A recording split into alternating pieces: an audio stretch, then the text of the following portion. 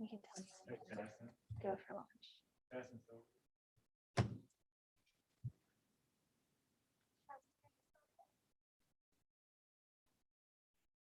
Is your mic still on?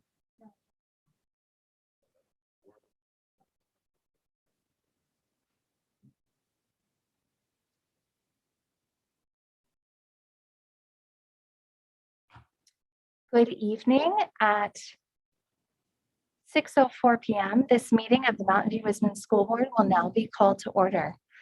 We will start with the Pledge of Allegiance. I pledge allegiance to the flag of the United States of America and to the republic for which it stands, one nation, under God, indivisible, with liberty and justice for all.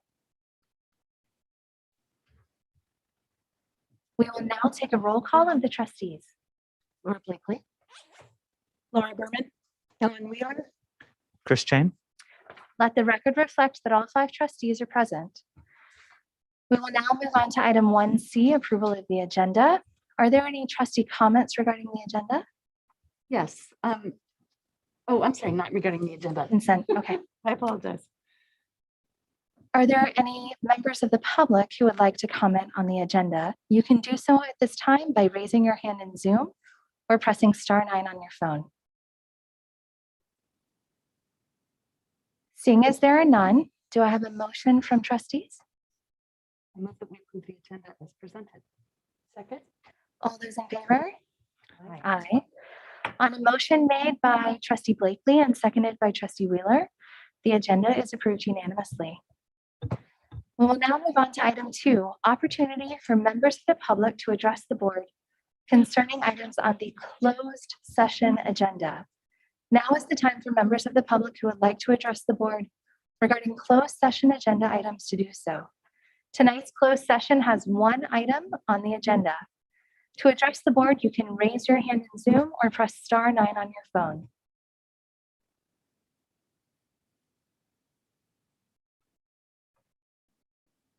Seeing as there are no comments at this time, we will now adjourn to closed session.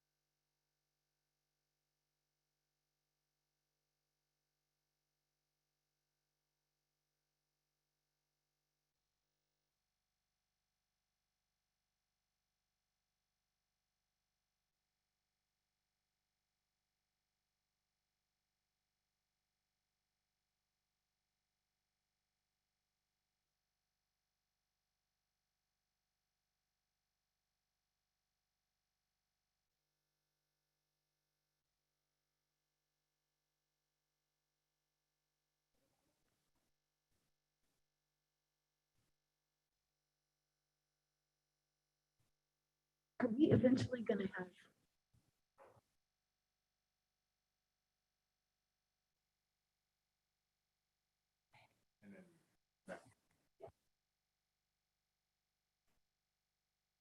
At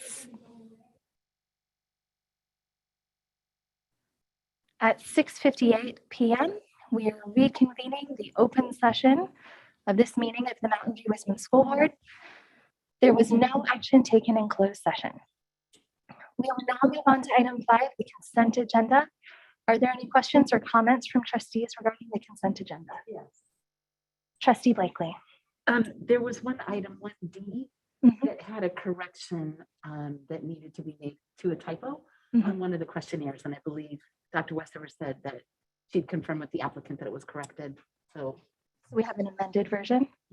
I believe so. Is that correct, Dr. Westover? Yes, that's correct. Perfect. All right. Are there any questions or comments from trustees regarding the consent agenda? Okay, seeing as there are none, we will move to public comment on this item. If you're a member of the public and you would like to comment on the consent agenda, you can raise your hand in Zoom or press *9 on your phone.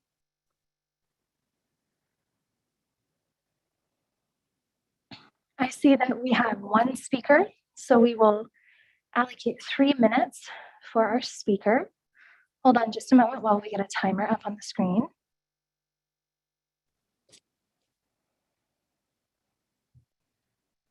All right. I believe this is Mr. Nelson. You may unmute yourself by pressing *6, and you will have 3 minutes to address the board.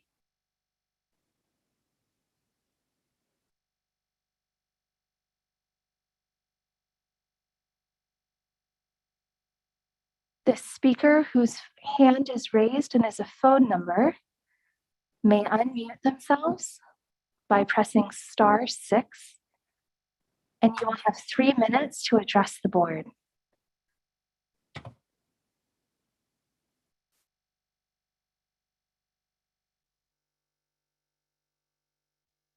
Are they able to unmute themselves, Dr. Rudolph?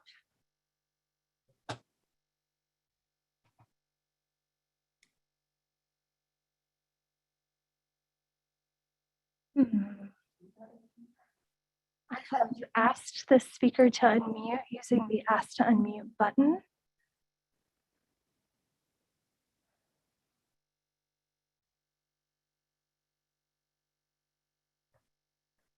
Phone number 650207. You may unmute yourself by pressing *6 on your phone.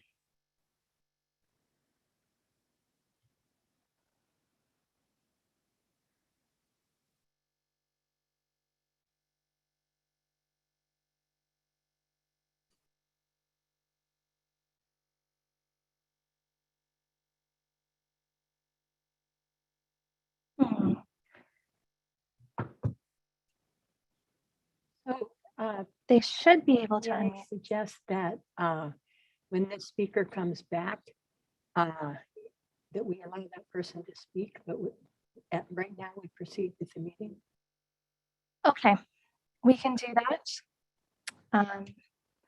Is there a motion from trustees regarding the consent agenda? I move that we approve the consent agenda as presented. As amended, Trustee Wheeler? What? As amended, okay. Second. All those in favor? Aye. On a motion made by Trustee Wheeler and seconded by Trustee Berman, the board votes unanimously to approve the amended consent agenda. La agenda de consentimiento, como presentado por la señora.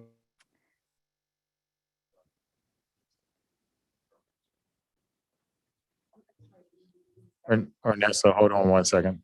Yep, we're going to pause for just a moment to make sure our translation is set up correctly.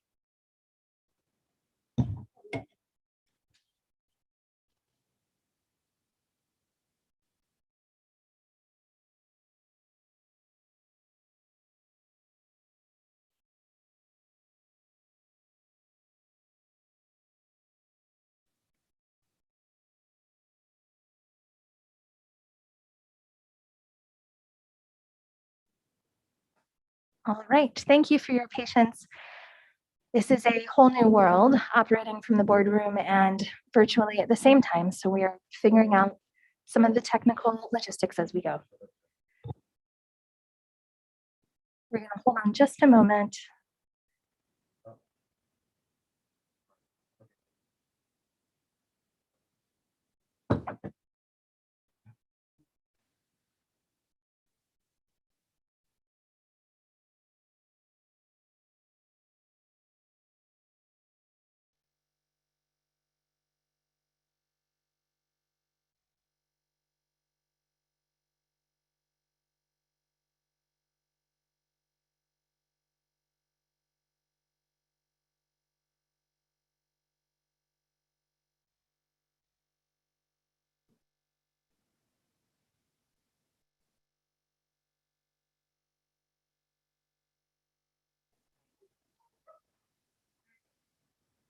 Okay, we think we have our, yes, I see it now. English and Spanish interpretation is available again. Thank you for bearing with us. We will now move on to item 6, communications. We will start with employee organizations. Are there any representatives of employee organizations who would like to address the board at this time? You can raise your hand in Zoom or press *9 on your phone. Seeing as there are none, we will move on to district committees. Are there any representatives of district committees who would like to address the board at this time? You can raise your hand in Zoom or press *9 on your phone.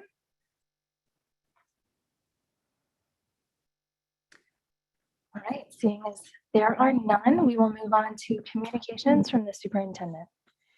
All right, well, good evening, everyone. It's glad to be able to look at y'all through the looking glass, I guess. So we obviously tomorrow have our community check-in, so we're looking forward to that.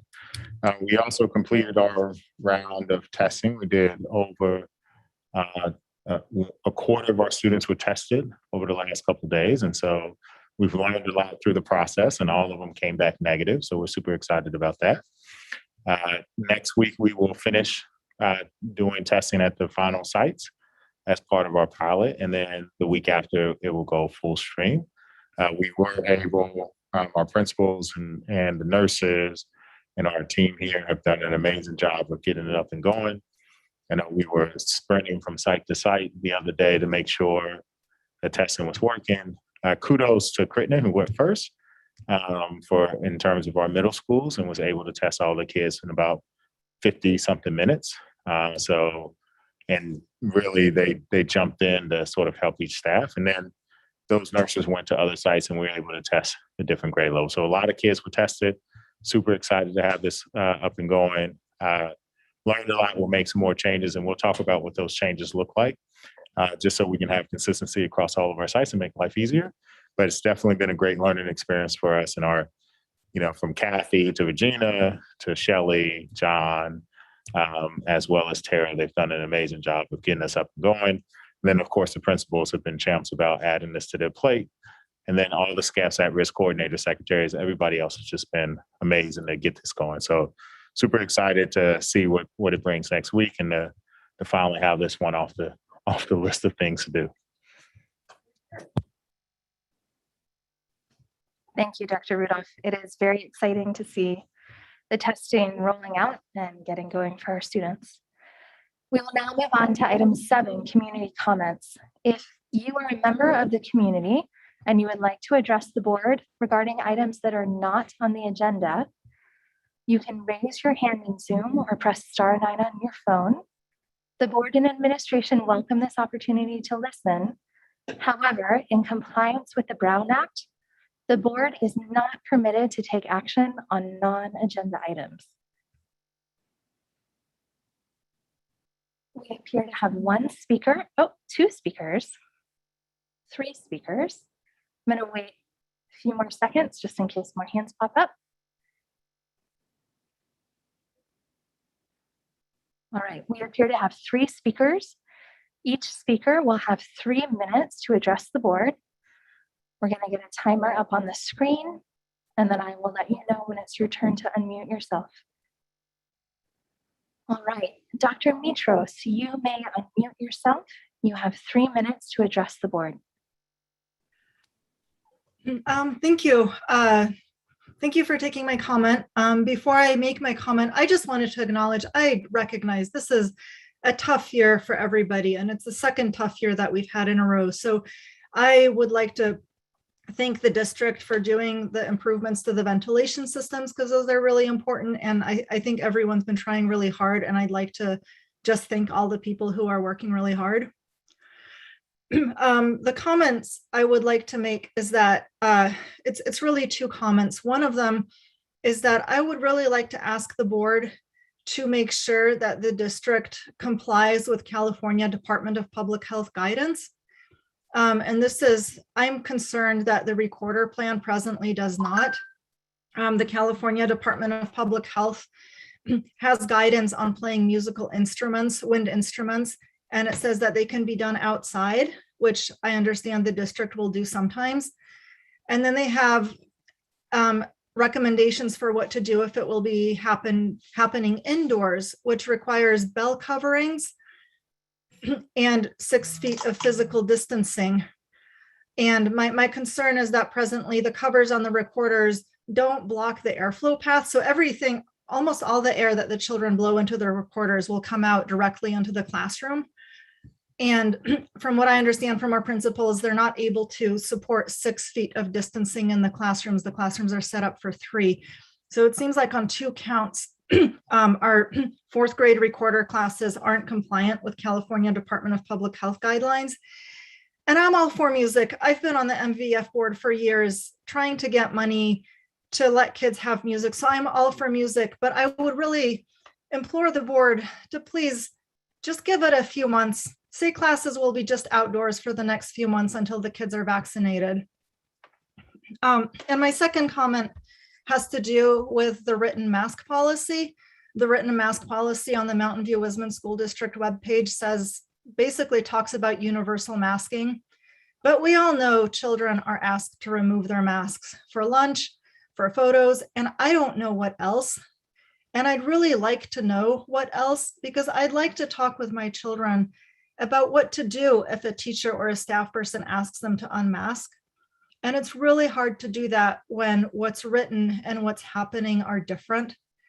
So I'd really like to ask the board to make sure that the written policy about masking is in alignment with the intended practices at the sites.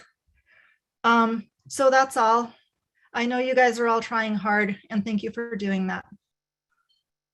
Thank you, Dr. Mitros. We will now move on to our second speaker. This is phone number beginning in 650207. You may unmute yourself by pressing *9 on your phone, and you will have 3 minutes.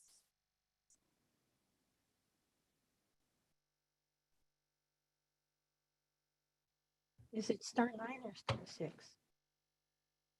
*9 is to raise your hand, I believe, and *6 is to unmute. Yeah, so you had said. Did I reverse it? This is our same caller from earlier, and I'm worried that they're having difficulty unmuting their phone. Perfect. Perfect. I'm unmuted. Yes, this is Stephen Nelson. I had 2 things. I was the one who tried to get on the consent agenda, and but that's okay because I only had a positive to say.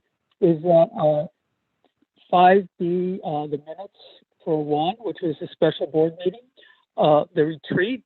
I think it was an excellent attempt at trying to meet the Brown Act requirements, and I think that's reflected in how well the minutes came out, which match the items that were put in the agendas.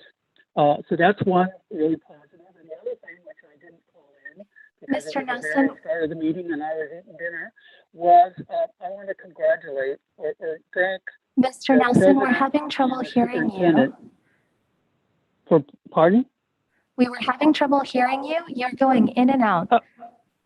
Okay. Is this better? Yes, thank you. Okay. I wanted to congratulate the president, the board president, and the superintendent for putting an item about segregation in how we put students into different schools and what the numbers are. I think it's excellent that we're starting that discussion.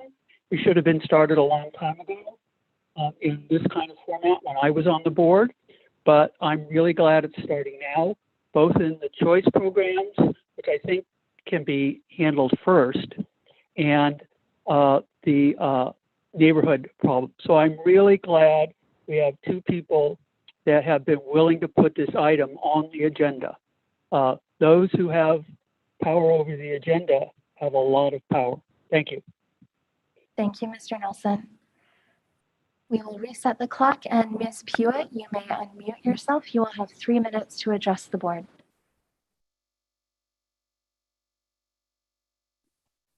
Thank you. Can you hear me? Yes. Wonderful.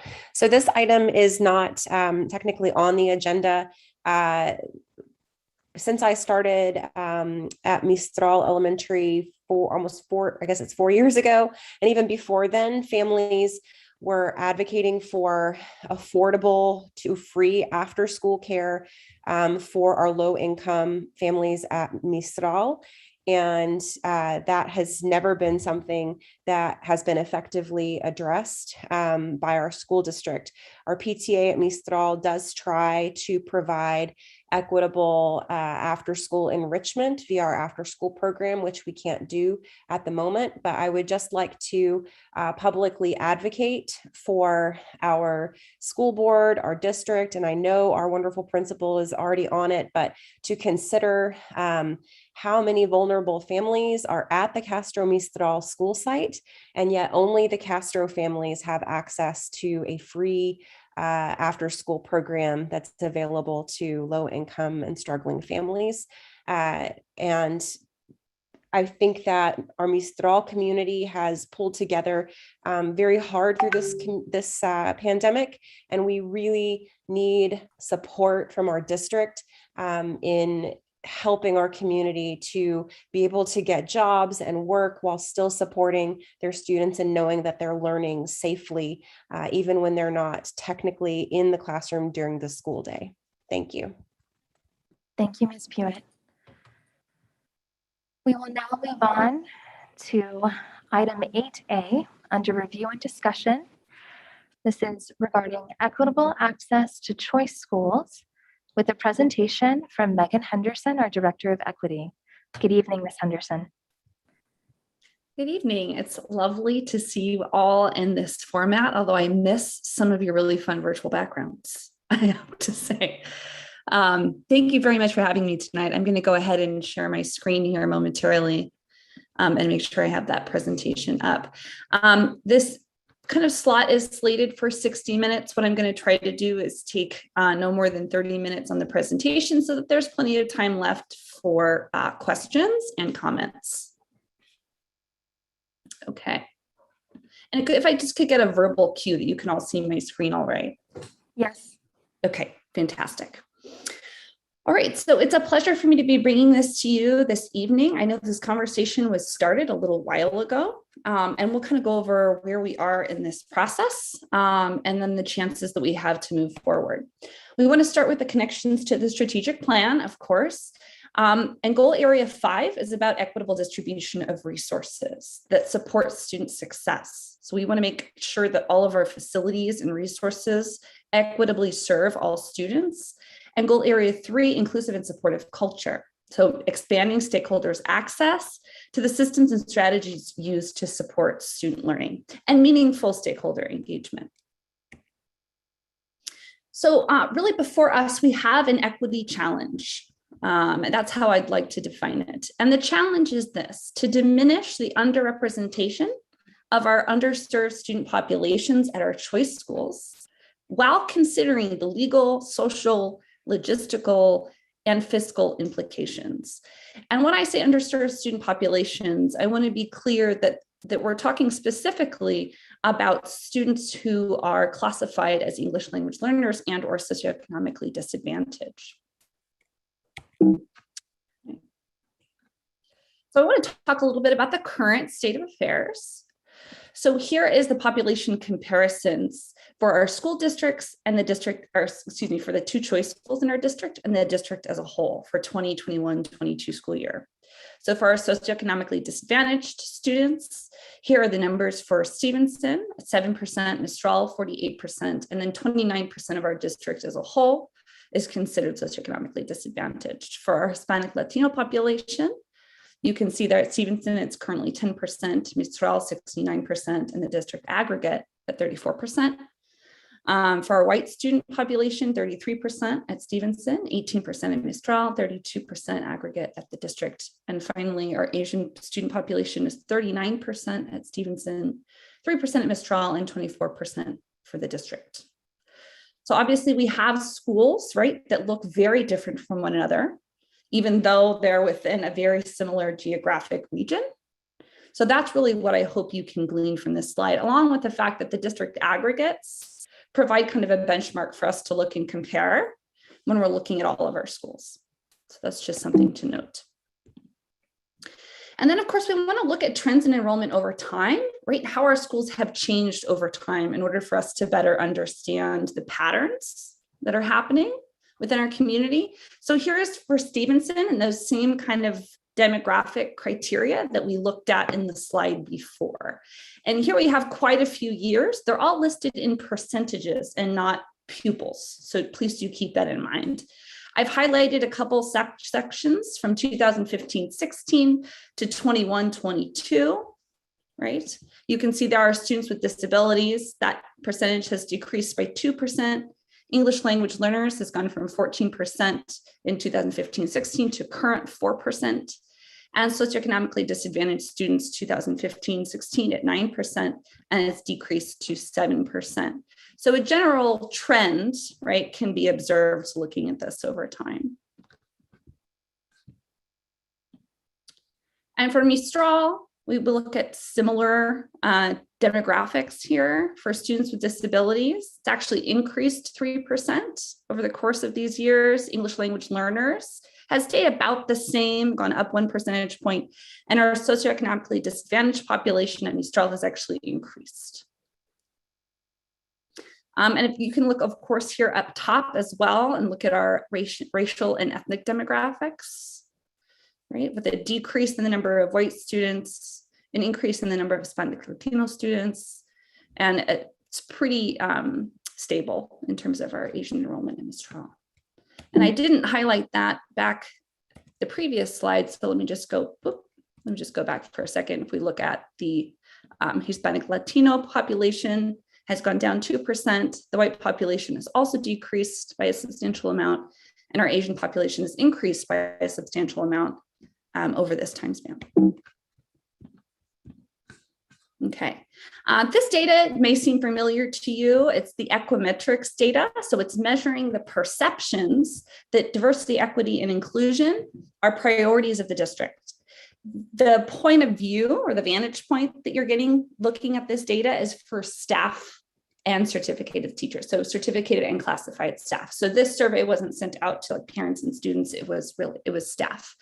But I include it here because it's interesting to note, right, that the scores for different schools, we have our choice schools kind of on the lower end here, which is interesting. And then of course we have one of our brand new schools, Vargas Elementary, and some of our, I would say, definitely more diverse schools over here at this section as well. So it's just something, obviously the demographics of a school can shape a culture, right? And so that's reflected in there as well.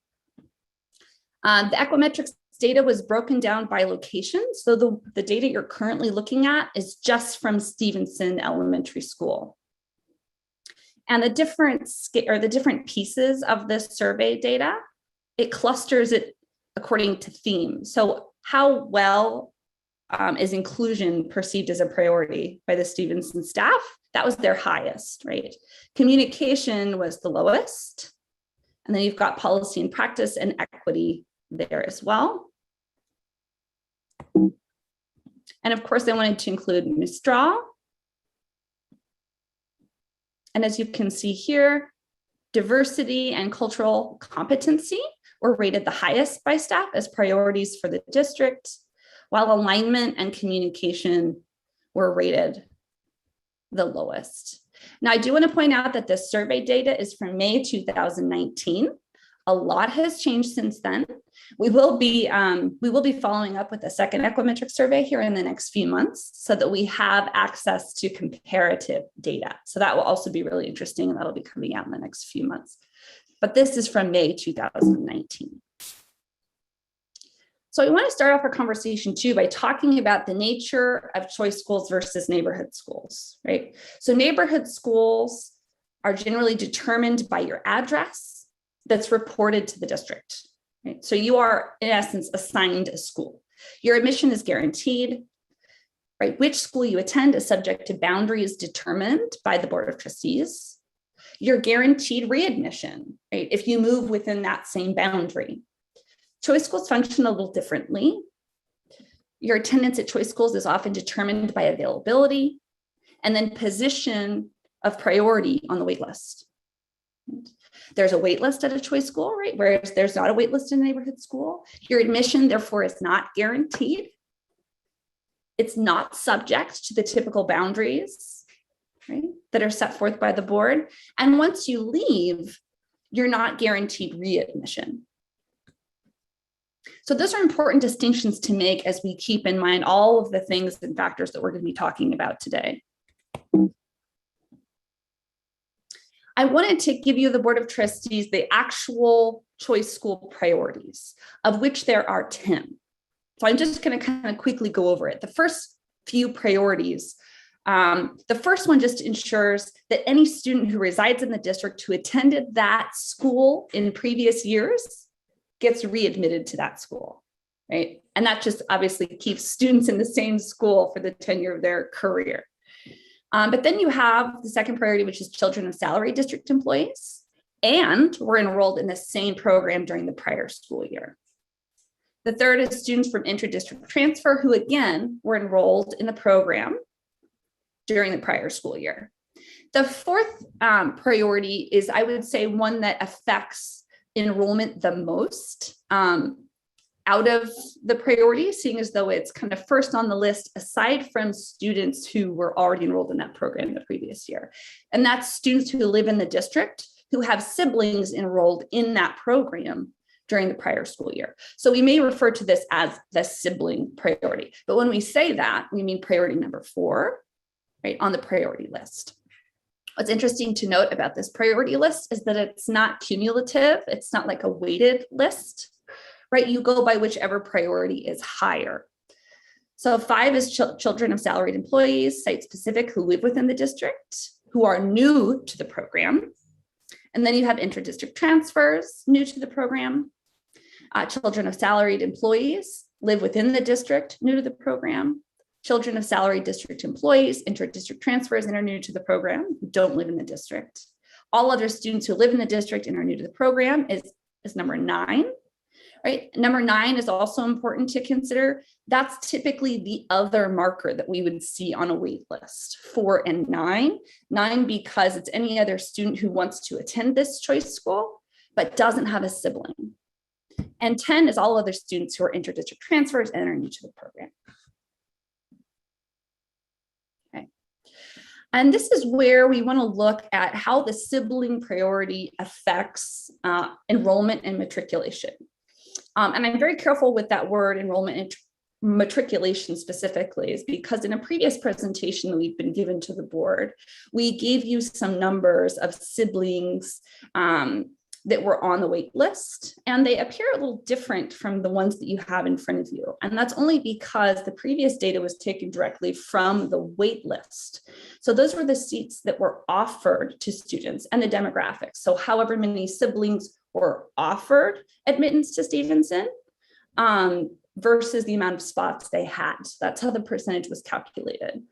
The data that you have in front of you here is actually the results of a power school poll, which means that these are the students who actually decided to attend Stevenson, so have matriculated. So the previous data that you saw was from the wait list. We were looking at students who were going to be offered admittance, and this is actually students who decided to attend. So the two choice schools are up at the top. Stevenson, the percentage of siblings in kindergarten for the last few years. Percentage of siblings in grades 1 through, in this case, it would be 5, not 1 through 8. And then the total amount of siblings. You can see it's slightly increased. At Mistral, you can see the siblings in kindergarten has slightly decreased. Siblings in 1 through 5 has also slightly decreased. Though there also has been a slight decrease in enrollment at Mistral as well. Whereas at Stevenson, there was a bubble year, right, where they added a classroom. We also added data from schools that are not choice schools, so we can kind of ground the data and understand it a little bit better. So at Castro, where there's not a choice school, right, it's subject to those boundaries. They have 42% of students in kindergarten have a sibling at that school. And in 1 through 5, 37%, 38% total. And at AMI Elementary, it's a little bit higher. The siblings in K, right, have steadily increased as well. And in 1 through 5, it's a healthy amount of siblings, right, 53%. And total for AMI is 53%, was previously 55%. So hopefully you found that helpful, just you can kind of gauge, you know, a sibling preference and the sibling presence at our schools in this district. Another question came up is, well, if the students didn't attend Stevenson Elementary, where would they have been zoned, right, or assigned based on the boundaries for Mountain View Wistman? So at Stevenson, in 2018-19, this is the part that I've highlighted, 32% of the Stevenson student body in 2018-19 would have attended Therakoff, right, if they didn't attend Stevenson. The reason I highlighted that was because it was the largest percentage, although you have 19% Landals, 15% Montaloma. And of course, the conclusion can be drawn here, though no causal conclusion per se, that proximity is really important when parents are considering which school to send their student to. And you'll find the same kind of correlate or analysis for Mistral, because Castro Elementary, right, is by far has the highest percentage of students who would have been zoned for Castro had it not been for choice school at Mistral. But we also have Landals at 21%, Montaloma 12%. And you can see actually the numbers are fairly steady. There's no huge changes from one year to another. And again, it seems in this case, proximity is important when it comes to where parents choose to send their students. And we just kept diving deeper. We wanted to understand the wait list, right? Like who is applying to students? And we know who gets in, right? We know who's on the wait list. So let's dive into that, right? So for Stevenson, this data is from 2021. So this is from our current wait list. For in kindergarten, there's 49 students on the wait list just for kindergarten. 55% of those students are Asian, 10% are Hispanic Latino, 35% are white. Their ELA status, 51% are English only students. 43% are to be decided. So for kindergarten, a lot of times students come not having already taken, right, an exam to place them in either EL services or not EL services. So that's why that TBD number is so high. And then you have IFEP at 4%. Socioeconomic status data wasn't currently available when this was put together because we hadn't gotten the forms yet back from parents. And the census date was obviously today, or yesterday rather, so happy census date. So we will have more information about that factor in the wait list a little bit more. And the zone right there for the people on the wait list, the largest was Landals, 27%. So first grade, we have a little bit more information on ELA status. There are 62 students on the wait list for first grade, for entrance in first grade. 47% are Asian, 3% Hispanic Latino, 45% white, 52% are English only speakers, and 10% are English language learners are classified. 10% TBD, IFEP, and RFEP are there. 11% socioeconomically disadvantaged. And you have the enrollment zone there. And second grade, 21 students still on the wait list for second grade, 67% Asian, 0% Hispanic Latino students, 29% white. The ELA status is there. EO 57%, EL 5%. Then you've got a lot of IFEP and RFEP. 5% socioeconomic disadvantage, mostly coming from the Montaloma zone. So that's kind of a dive into our wait list. And this information isn't typically housed in this way for wait list. This is one of the first times that we've actually kind of done this deep dive. So we have this currently information, but it did have to be calculated by hand, manual computation. Okay, so now that I've just thrown all of that data at you, I want to talk a little bit about the similarities and differences between our choice schools, not choice schools in general, but these specifically. So both Stevenson and Mistral use the choice school priorities list that we went over to determine enrollment laddering. And again, this is a priority list, not a weighted list. So it's whichever priority you qualify for first. Both offer specialization in educational philosophy. Okay, Mistral obviously being a dual immersion school, right? Stevenson offering project-based learning, and social emotional learning. Both receive a majority of applicants from nearby schools. So when I talk about proximity, right, both of them have that in common. Now the difference is that trend in enrollment for underserved populations, right? So at Mistral, right, it looks very different from the trends for enrollment at Stevenson. The enrollment demographics relative to the district are also quite different. And that's what we saw obviously in the first slide when we looked at how both schools, the demographics and enrollment compared to the district aggregate. They also differ in capacity and waitlist characteristics. Currently, Mistral doesn't have a waitlist except for one person is on a waitlist for a second grade position. I also want to say Mistral also has some demands in terms of language. They also, unlike Stevenson, have to think about a student matriculating in, not in kindergarten. They have to think about language and how fluent they are in bilingualism.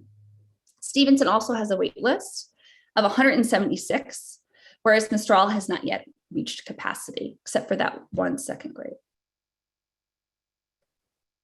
So those are the biggest differences in terms of the data that we've already uncovered.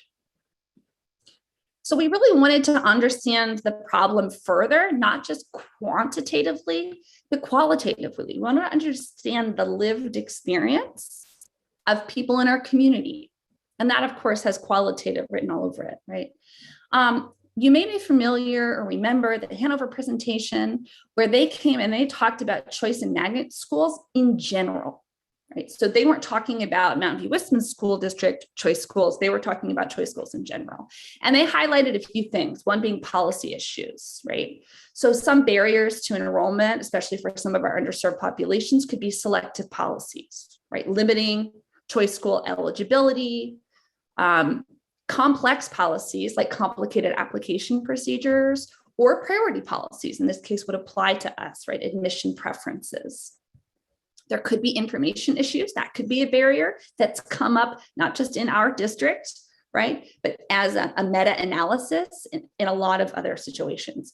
How are families finding information? How are they able to understand the various options? How can they navigate the application process? And then another thing that was common amongst magnet and charter schools and choice schools was transportation issues. So making sure that families had access to safe, reliable, affordable, convenient transportation to and from the building relative to other schools. You'll see we'll revisit this transportation issue even in our own analysis. So we wanted to reach out to the community and get as much information as we could.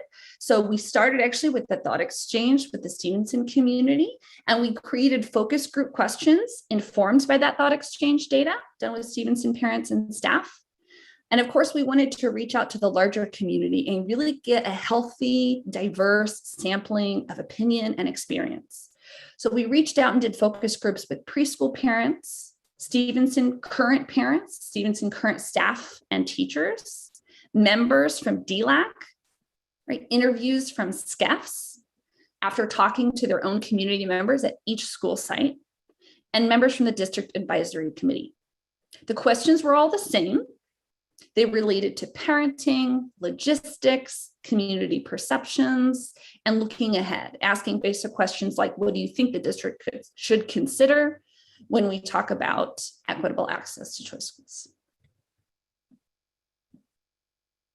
So what I'm going to go through now are actually themes that came up, right, in this focus group. So generally with the focus group data, right, it's put all in one big pot.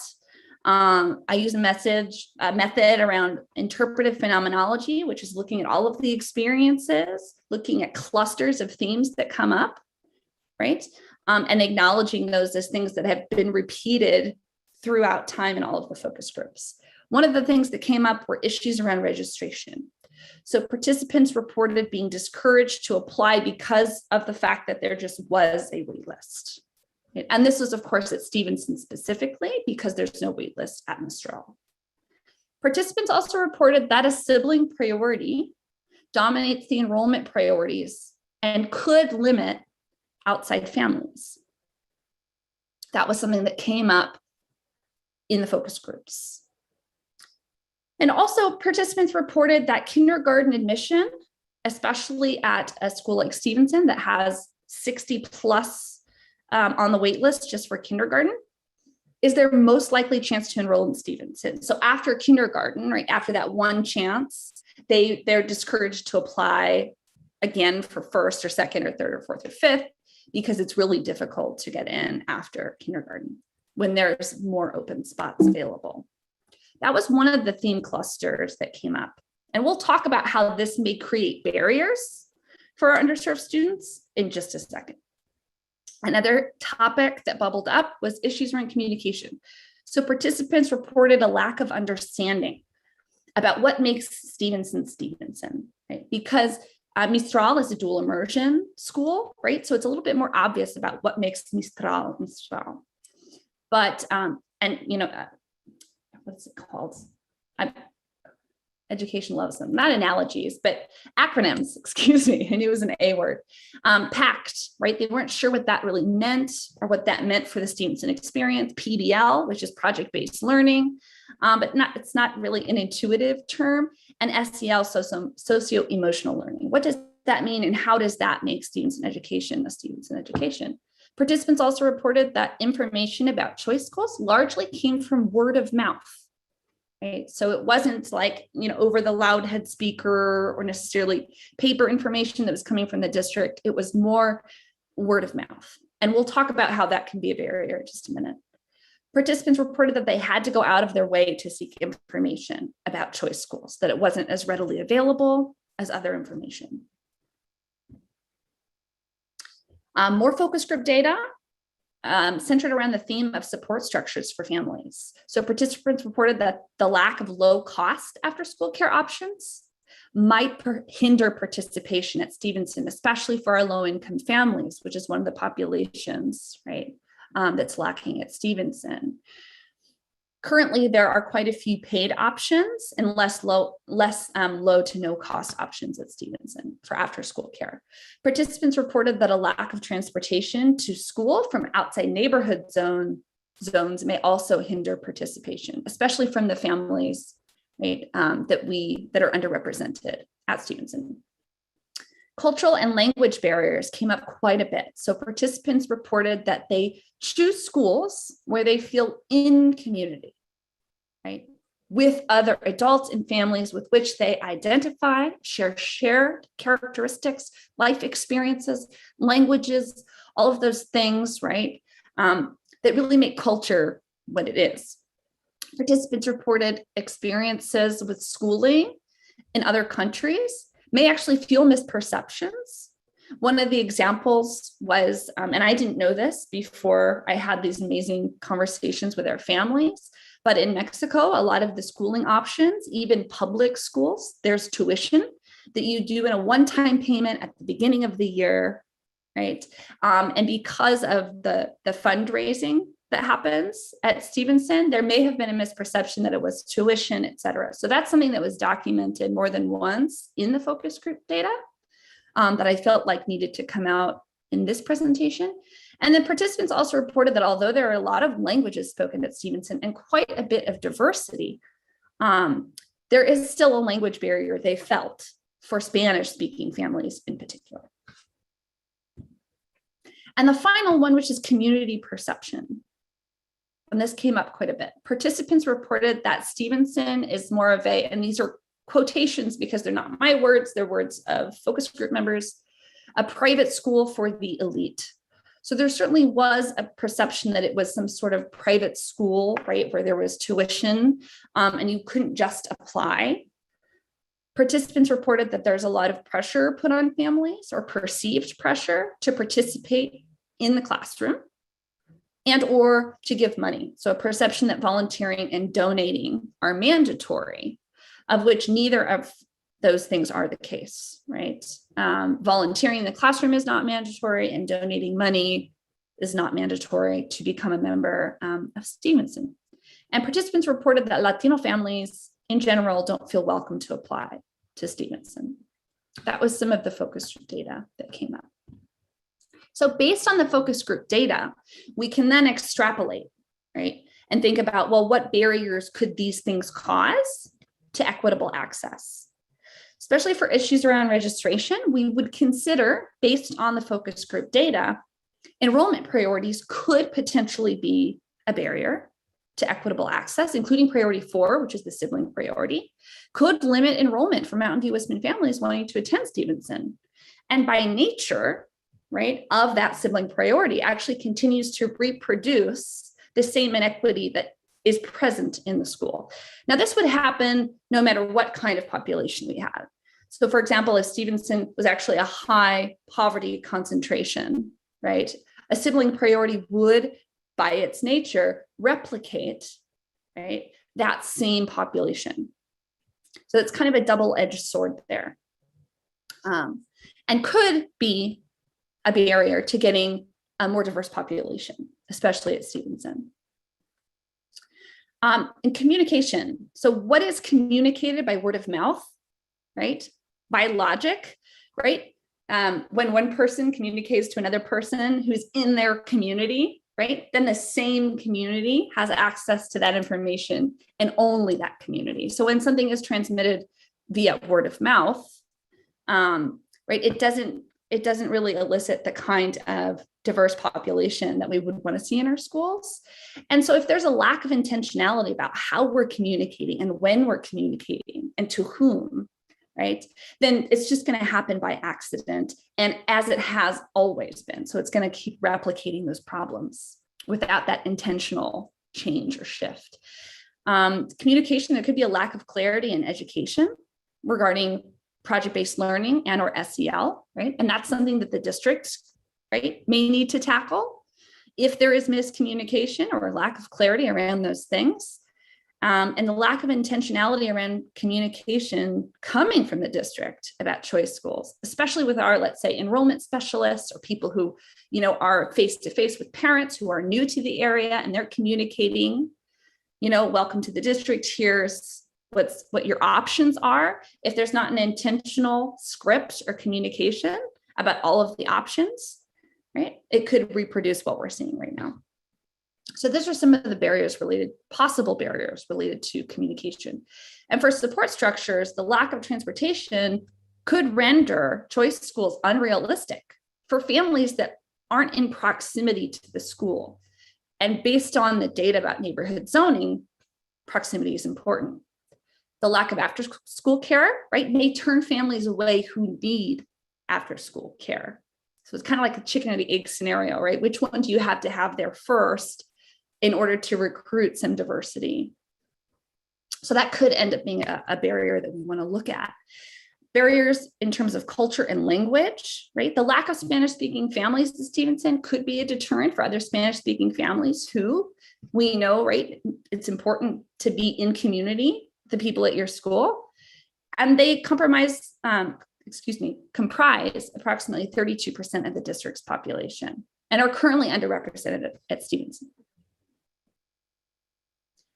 Some possible barriers related to community perception is the centrality of PACT, right? And PACT being the parent participation. PACT is a foundation, right? That's a part of Stevenson and part of the culture there. The fact that it's called Stevenson PACT, right? Like just in casual conversation may fuel a misperception, right? That parent participation is mandatory or that parent participation is the only thing that makes Stevenson Stevenson, which is not the case.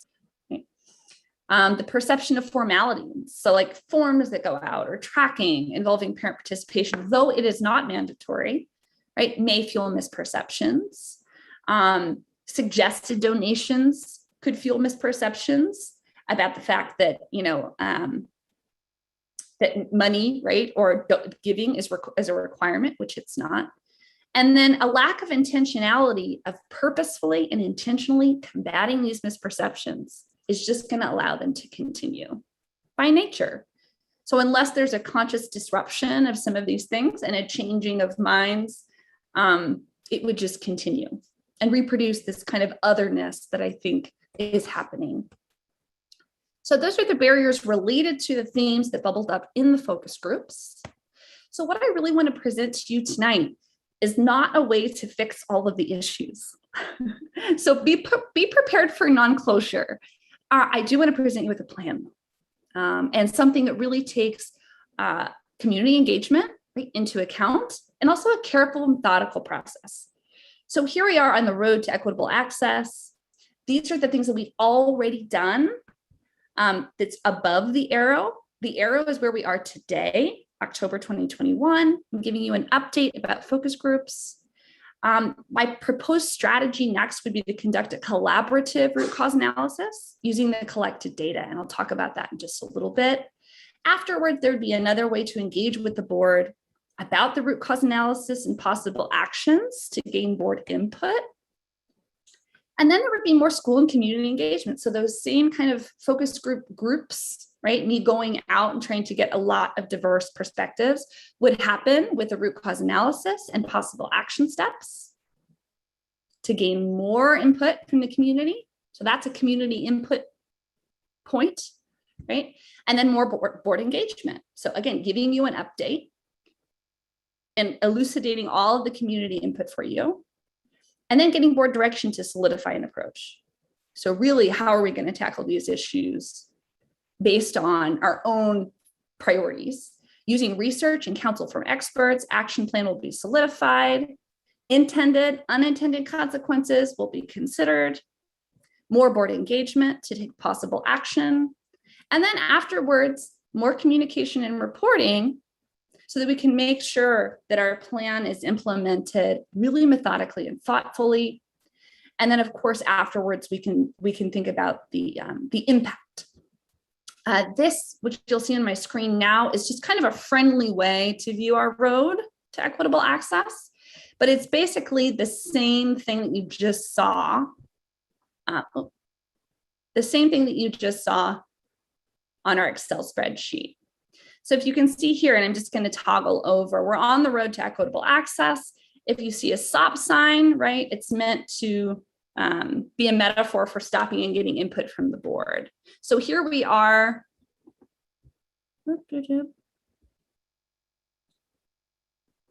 Oh, darn. The first start, right, was understanding the problem. Here we are at the stop sign right here. To gain board input. Determining root causes is my suggested next step, reporting out to the board again. And anytime you see a crosswalk here with our people walking by, that's a way to gain community input. So we got a lot of community input with the focus groups and the thought exchange. We'll get more community input after we do a root cause. And finally, when we put an action plan together, there will be more community input. So very thoughtful about how we're incorporating community voice into this plan. And just very briefly, and then this will be like the last slide, is what a root cause analysis means. So we throw out all of this terminology, but it's important that we really understand it. And a root cause analysis is taking us from the space of what we think we know, right, based on thought exchange and focus groups, and using initial community data, empirically supported research, and historical data to get at what we actually know.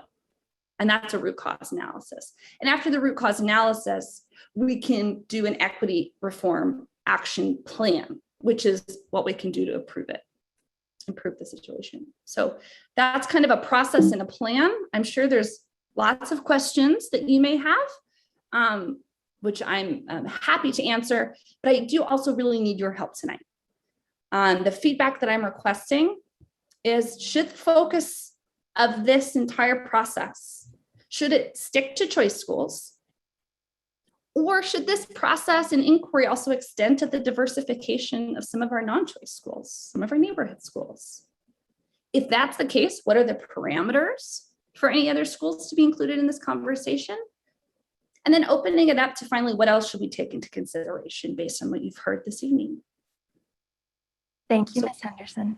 Yeah, Oh, sorry. no, I said, with Okay. that, I'm going to stop sharing my screen. Perfect. Thank you. Are there questions from trustees? Trustee Wheeler. You saw me. So I have two questions, and then afterwards I have a lot of comments. So I'll let everybody ask questions also. So my first question, I was interested in seeing the demographics of Mistral. And I'm wondering, originally, or for a long time, the stated goal for Mistral was to have half the families be English speakers and half the families be Spanish speakers. Mhm. And looking at that chart, it looks, and then I heard, a couple of years ago that, well, now it's more like 1/3, 1/3, 1/3. But looking at that chart, it looks like Mistral is a lot more Spanish speaking families than English speaking families. And is that intentional, or is that the way things have progressed over the years? That's just the way that things have progressed over the years. It has nothing to do with intentionality. And it's also our goal is to try to get native speakers half and half. It doesn't necessarily mean that the Latino population that's over there are not or native speakers per se, but it just happens to be because it's, as Megan said, because of its proximity to Castro. It just happens to draw a higher number of students from that area, and it happens to be a higher Latino population.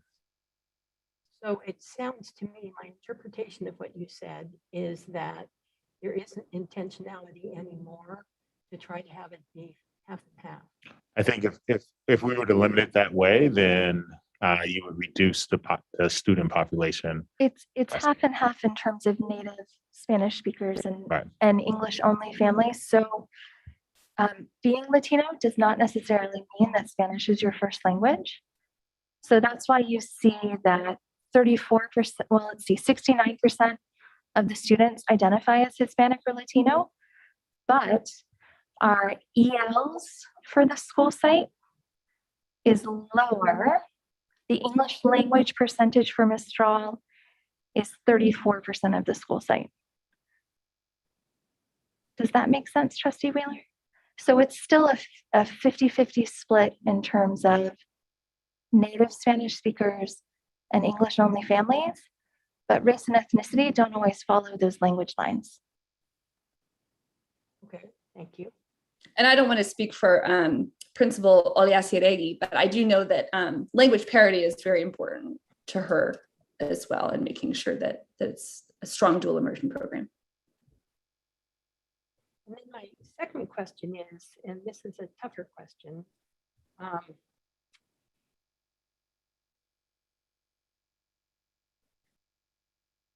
we have been talking about this in our district for many, many years, about trying to have particularly Stevenson be a more diverse campus Trustee Wheeler, can you move your microphone closer? I Yeah, think they're no, having it's- trouble hearing. It's you. difficult. There you go. Thank you. Yeah. Well, that's Um, much better. Thank you. Okay, thank you. We've been working or talking about for years and years and years and years to try to have Stevenson have a more diverse student population. And, we've talked about it. This board has talked about it for a while, and, we've been encouraging work. And so I've been looking forward to this presentation. I'm wondering why you're spending another year of studying this when it seems to me that it would not be difficult to have some meaningful input sessions in time for creating a new numbered list for the lottery.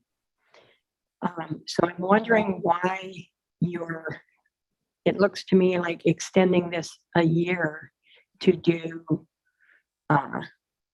extensive study instead of trying to get this in place for enrollment next year. Yeah, that's The list, no, I know this one, Megan. So the list, the timeframe can actually be adjusted if the board's desire is to implement it for next year. But in order to implement it for next year, you have to get the priorities completed prior to the actual lottery, which means that decision would have to take place before January, which would put you on a tight timeline that over the next 2.5 months, that you would have to come to a conclusion about what changes you would like to make in order for them to be implemented for the next calendar year. And so this list or this timeframe that we had took that into account, that the board may not be ready to make a decision over the next 2.5 months.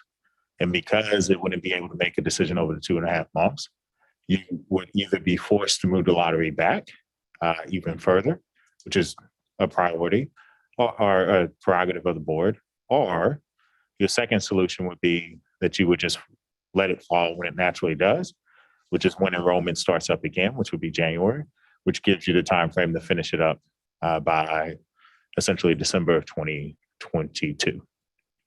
Okay, so I'm going to save my comment about that for the comment section. Thank you, Trustee Wheeler. Further questions from trustees? I'll know you have a question if you press your little talk button and that red light comes on. Trustee Berman. Well, thank you. It's terrific that we're having this conversation, and I'm just thrilled to be a part of the conversation with this board. So I feel like the questions I have. Hear me okay? Can you hear me okay? yes, thank you. Okay, good. The questions that I have maybe will come out through the root cause analysis. I want to get a better sense of what enrollment behaviors look like for our SED and EL families. And I don't, from the questions that I saw that were posted online, we may not have these answers, but I'm going to just sort of put them out there because I think that they're questions that are really important that I'd like to make sure we eventually have the answers to. So I'm curious how many of our SED and EL families end up joining the waiting list after the enrollment window has closed. So perhaps they find out about our program after enrollment has happened. I mean, there are a number of families who would be new to the district, right? If they're enrolling in kindergarten for the first time, so they may not have heard. If they don't have kids in preschools, they may not have heard about the program. So it might be just the access to that information might be a little more challenging. So I'm just curious when these families are signing up to be part of the choice program, and how many that would be. I'm also just curious about, I don't know if you have an answer before I move on to the next one. Oh, We well, actually did. So sorry. So one of the barriers that Mrs. Henderson already noted is that parents are actually discouraged from applying. Because of the size of the wait list and the unlikeliness that you will actually get into Stevenson, if a family does not register during the lottery period, then they are essentially told that the likelihood of them actually getting off of the wait list and into Stevenson is next to none. And so they are discouraged from applying and being on the wait list. And then that wait list disappears every year. And so they would have to reapply. But the likelihood of getting in, if you don't have a kinder, diminishes even further. And so a family who comes in after the lottery essentially is almost certainly discouraged because of the lottery process from actually applying to Stevenson. And they, through the registration process, as it was reported in the focus groups, actually report that it doesn't make any sense for them to try again. Mhm, mhm. So maybe the information that would be good to have is, all of those who showed interest and then were discouraged and made a choice then not to enroll given whatever numbers that they saw, right? So that was just one of my questions. And I wondered too about, well, I think I'm going to pass it to someone else so I can put my question, formulate my question a little bit better. Okay. Trustee Chang. You predicted it before you pressed it. Just two questions. Thank you. The first is, so I see in our presentation that we have 49 on the wait list for Stevenson for kinder. And in our enrollment updates that they say 72 kinder. Do we know how many applied in that cycle? So there are 49 on the wait list and 72 enrolled in kinder. And how many applicants did we have? Is that a number we have? You can assume it would be cumulative. So however many applied and then we're on the wait list, you would just simply add those together and get a rough estimate. I see. So people who don't get in typically join the wait list. Is that like an Correct. automatic? Okay, thank you. And then You're automatically placed on there. I see. Thank you. Last question is regarding providing transportation to schools, and particularly in this case, choice schools. Are we able to target communities to provide transportation services? Like, for example, can we legally say, let's provide transportation from Castro to Stevenson, or do we have to provide transportation to like the whole city of boundaries of Mount View Westman? Like, can we target certain communities, only provide busing services for them? So we do have transportation services for all of our students if they live out, I believe, board policies, mile or mile and a half. And Tara can correct me if I'm wrong on this one. However, you could, for a choice school, and this would apply to both choice schools, you could state that you will provide transportation from certain locations. We would need to look at the logistics of it, but from certain locations to certain areas. And before we implemented the boundary changes, that's actually what we would do. So whenever a student was placed outside of their school zone, we did provide them transportation to that spot. So for instance, we had a sizable number of students who were zoned for Castro, but because of enrollment policies back then, would actually leave the Castro area and go to other sites. And so right at the bottom, I think it's Escuela and what's the major, California, right there on the corner, which was actually the bus stop that we had. And then they would bus students over to a different location. Typically it was like Montaloma or Montaloma and Veracoff were the two largest because of their just enrollment, but most of the students were actually going to Montaloma, and then the boundaries reset all of that and started putting kids who were in the zone back in their schools. Thank you. Vice President Blakely. Yes, I just had one question. It said that the Mistral SED numbers percentage was 48%. And I thought it was lower than that before. And it was not a Title I school and also not eligible for Beyond the Bell after school care. Right. So Title I is determined by the board. And so a decision by the board was when Veracoff actually came off of Title I, was to concentrate the Title I funds to Castro, which is where we currently have it. If you were to lower the threshold from 60 to 45 or 48, you actually would have your middle schools would dilute the fund. So you couldn't target Mistral. It would end up that any school that hits that threshold would actually become a Title I school. And so that is actually what so if we get $600,000 instead of $600,000 going to 1 or 2 schools, it'd be $600,000 going to 4 schools.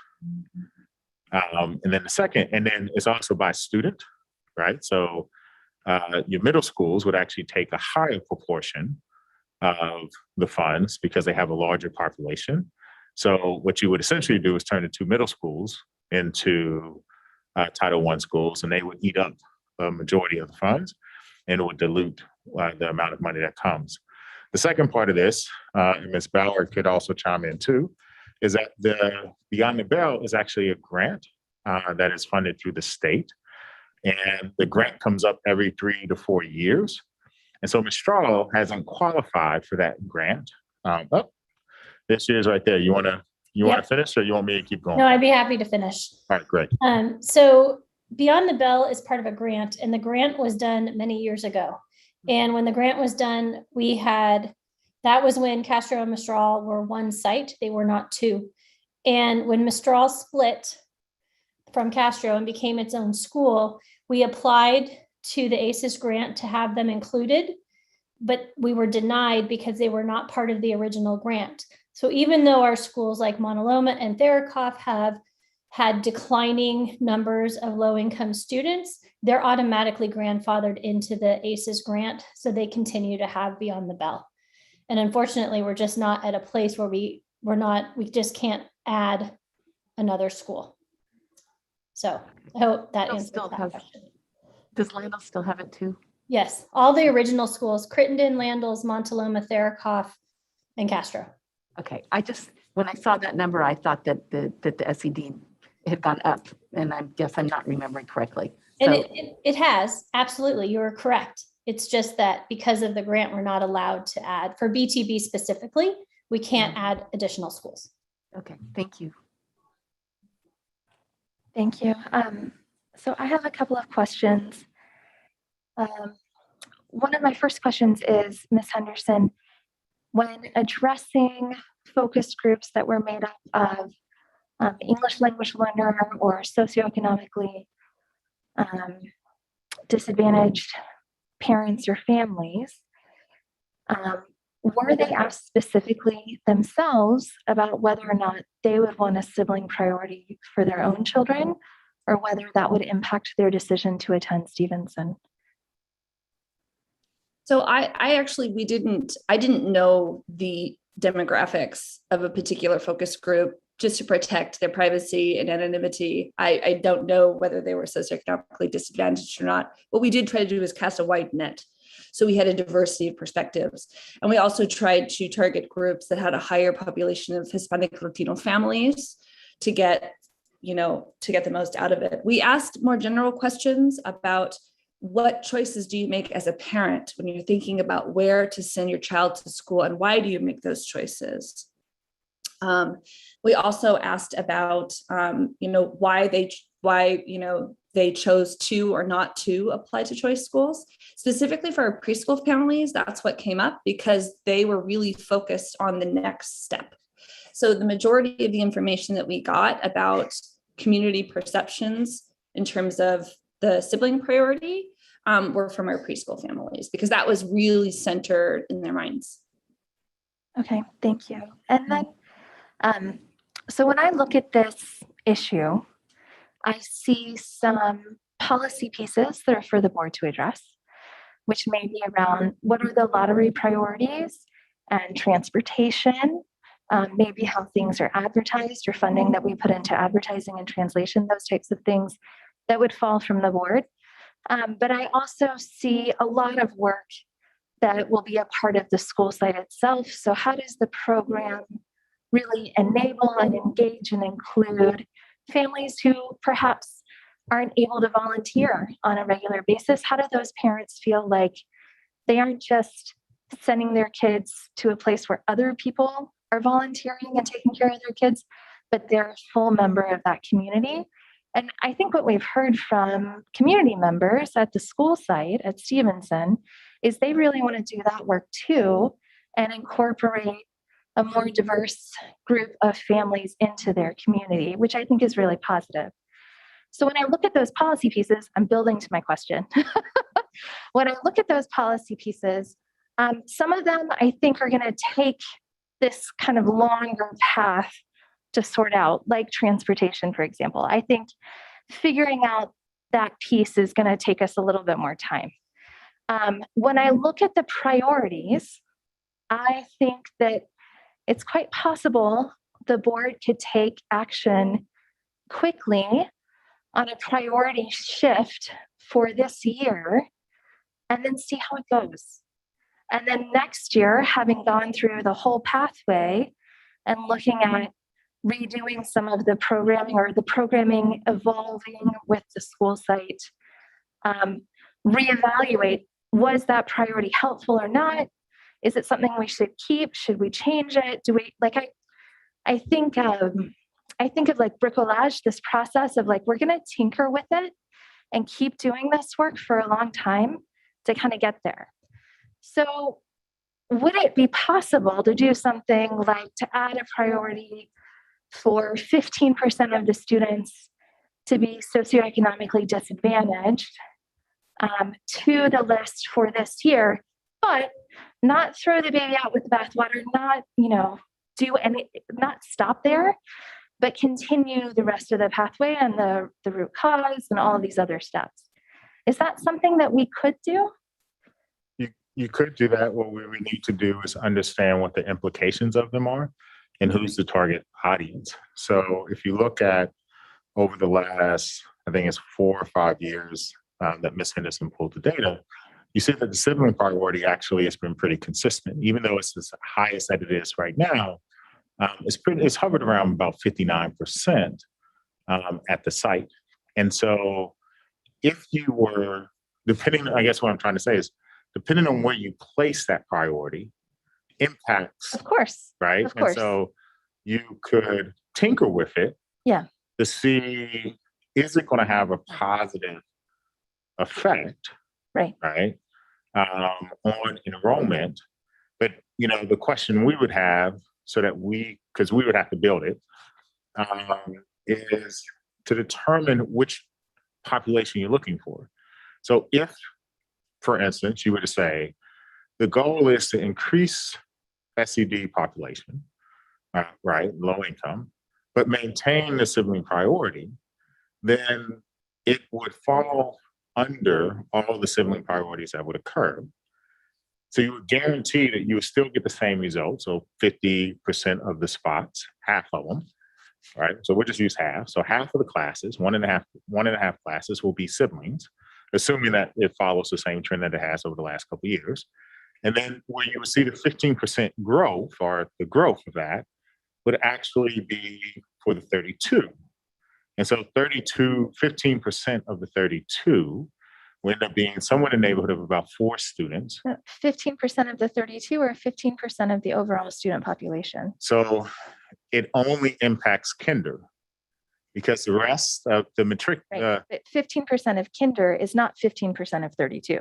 Correct. So because the retention rate of Stevenson is so high, right, you never see any changes in grades 1 through 5.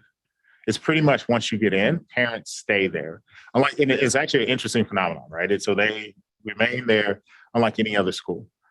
But your only opportunity to change the demographics really occurs at kinder. So what essentially you would do is, if you are, right, I'm running numbers roughly in my head, but what you're saying is if you did 15% of the 75 of this, or 60. Well, depending on where you place it, right? If you do 15% of the 75, then you're talking about 7 to 8, somewhere around 10 kids, if it's above the sibling priority.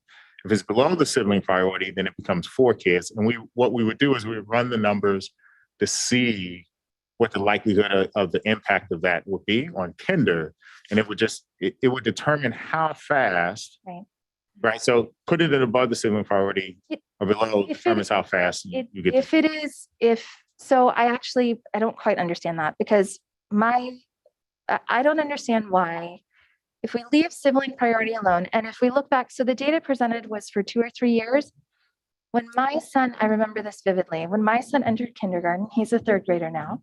That was the year that we added an extra class at Stevenson. I say we, but I wasn't on the board yet.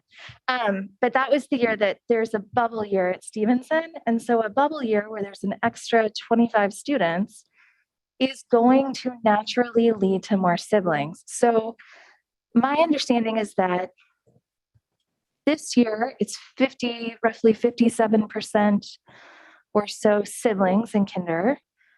Last year was 44%. The year before was 24%. That bubble year, 96 kids, only 23 of them were siblings. The year before that, 17, 18, it was 33%, and in 16, 17, it was 40%. So I don't think it's always going to be 57%. I think part of that is those 3rd graders have kindergarten siblings who are coming in this year. And we commonly see somewhere between a 1 to 4 year split between siblings just in the area.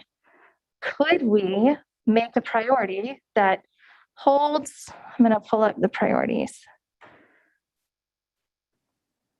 that holds 1, 2, 3, and 4 the same? So we might get, let's say 45% or 50% of the kinders are siblings, but then say not 15% of the remainder, but 15% of the total kindergarten population will be prioritized for SED. So you would have 45% siblings, 15% SED, and then you'd have, 60 or 40%, the remaining 40% of students would be the remaining priorities that would fall out. Megan, pull the sibling number percentage real quick. So I think it's a little spurious to conclude, because we didn't pull the numbers by 3rd graders, that those 3rd graders is the reason why. I don't think it's the only, but I think Right. that's why it's 10% higher than But- a neighborhood school. No, so Megan, can you pull the sibling percentage? So the difference here that you're talking about is that the difference is so if the sibling priority is above SED, the percent of the 15% is essentially 5.4 students. We don't have to write it that way, though. Just hear me out for 1 second. If it's above the sibling priority, then the 15% would equal 11.25. So you're doubling the chance of an SED student getting into kinder if it's above. If you put it below, the likelihood is that you're still increasing the number, but the percent is half. So we could do 30%. If you're right. So the higher, like if you're trying to readjust, Yeah. then you just keep adjusting it. So you could say 32% or 30%, which is equal to what the district's SED population is. And so that 32% would be, so it's 32, so it's 9.6. So it's still lower, but it's better than what the 15. And so the challenge, the thing that, and I understand where everybody's like, it's a sibling priority, but the fact that it's been consistent, it's went up by 7%, but it's been over 50% for the last 3 years, even before that big group came in. This says 18, 19, it was only 36%. No, you're looking at the total, siblings total. In 1 through 8?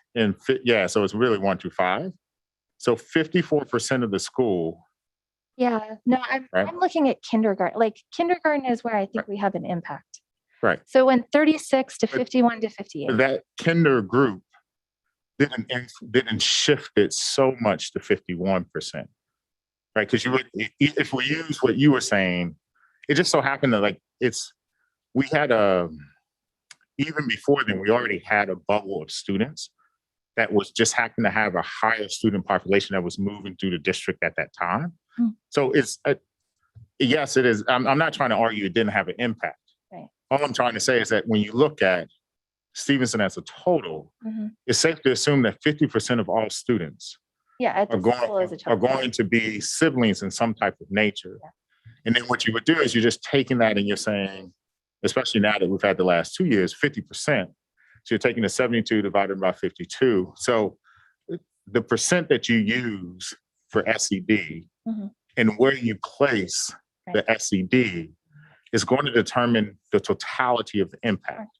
Sure. And so if it's above the sibling priority, it will naturally have a higher impact, which may not be the intended consequence that you want.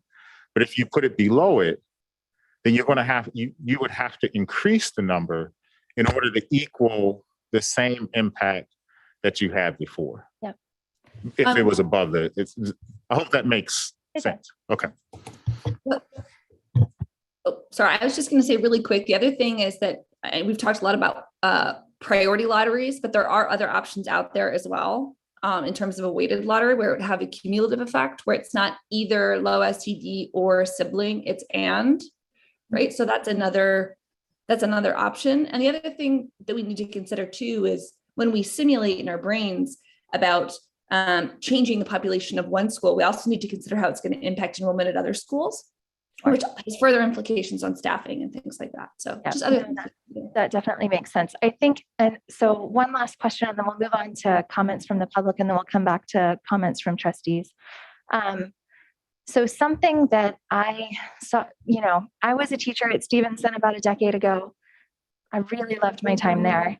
Something that I remember hearing from parents, and then I hear from parents even as a parent now at Mistral, or when people are, when we were in preschool and people were talking about which schools to go to, when the discussion of whether or not your child might classify as an English language learner came up, there are some families who actively tell each other, when the district calls or when you're filling out the form, do not mark that you speak a different language than English at home, because if you mark it, then your child could be classified as an English language learner, and supposedly you don't want that to happen. The kindergarten test for English proficiency, some kindergartners can be a little intimidated, and maybe they have a little more trouble in kinder, but then they test out at the end of the year, things like that. So I know from these conversations that there's a subset of parents who are affluent, who choose not to mark anything that would identify their child as an English learner. Mm-hmm. But is there a possibility that if we chose ELs as a priority or something that we were going to weight, that it might incentivize families to start identifying as EL who might not have before? I don't know if it would incentivize it, only because the enrollment occurs before the lottery. So parents who have made that decision make the decision irrespective of whether or not, but it could influence with especially because Stevenson is our most affluent school. Mm-hmm. It could have an unintended consequence of influencing affluent parents whose students are EL to do it. Mm-hmm. But that's assuming that they're applying to Stevenson, mm-hmm. and that they want a extra lottery ticket to get in there. So it is possible. Okay. It would just take I don't know if it's easy to figure out. Okay. Well, and I also wouldn't want to roll that into the benefit or take away from something, because communicating to parents that EL services that we provide is a good thing needs to happen aside from whatever we decide to do with lottery priorities. So I definitely want to communicate that first and foremost, that if that's the issue, we need to tackle that issue as a standalone and not as an add-on. What I would recommend, just like what Ms. Henderson said, is that you would go to a weighted lottery. And so it becomes a extra, Cumulative. Similar to the NBA lottery, right? The more you lose, the more lottery balls you get, the more likelihood you are to get a number one draft pick. And so in this case, you know, it just becomes an extra point that a family would get along with SED, siblings, and everything else. And that would inform it. And that may be able to make it a little fairer as opposed to straight sibling, straight EL, straight SED. But again, to your point earlier, it's something that we could play with and then come back and look at what's the results. And then the next year, the board could say, yes, this is what we want to keep going, or no, we want to try a different process. Okay. All right. Thank you. If you're we already have hands up. If you are a member of the public and you would like to comment on this item, you can raise your hand in Zoom or press *9 on your phone. Go ahead. I just wanted to say, and just one other thing to think about, even though the conversation is focused on Stevenson, the unintended consequence is how it will impact Mistral, because whatever decision you make it's not this is a Stevenson enrollment policy, and this is a Mistral enrollment policy. Both choice schools will be impacted. So by creating a weighted system, you could skew it, Mistral further, SED, or you could reduce it. It just depends on how it plays out. So I just want to point that out, that it will impact both schools in some fashion. No, that makes sense. Thank you. So for our public commenters who have your hands up, I want to explain quickly how time is allocated.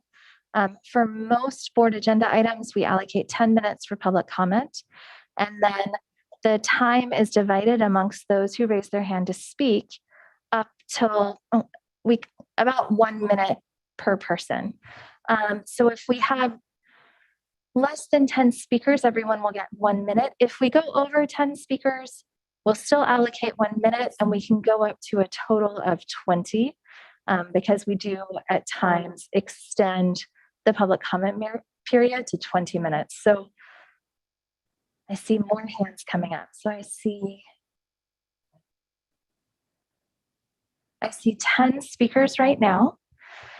So we're going to allocate 1 minute per speaker. I am going to take a picture of the speakers who are up so that I know what order you raised your hand in, and I will notice if additional speakers raise their hand after we've already started. So we will start with, we're going to do 1 minute per speaker, so we need to get our timer up. Yep. So we suspect that we may have one Spanish speaker. So do you have translation? We do have translation, but this will be the first time that we've tried it. So we're running it remotely on a different computer and through this. So just if there is a technical issue, just bear with us as we work through it. Trustee Conley, do we want to consider 90 seconds per speaker? You're the board president. My guess, I am anticipating that more hands might pop up as we go along, so I'm trying to actually leave room for that situation. Trustee Chang? And I believe there was one public comment that was sent in by a Spanish-speaking parent by email. I think it was sent to public comments, and I don't know if that means if it's read, it was sent in after the board meeting starts. It was sent after the board meeting started. Oh, let's see. Okay, so. It seems like it's under a minute. All right. So here's what we're going to do. We're going to allocate 1 minute per speaker.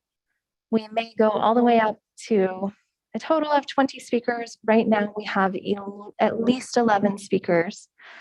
We're going to start, Dr. Rudolph, with a public comment that unfortunately was emailed after the start of the meeting, so trustees haven't had a chance to read it.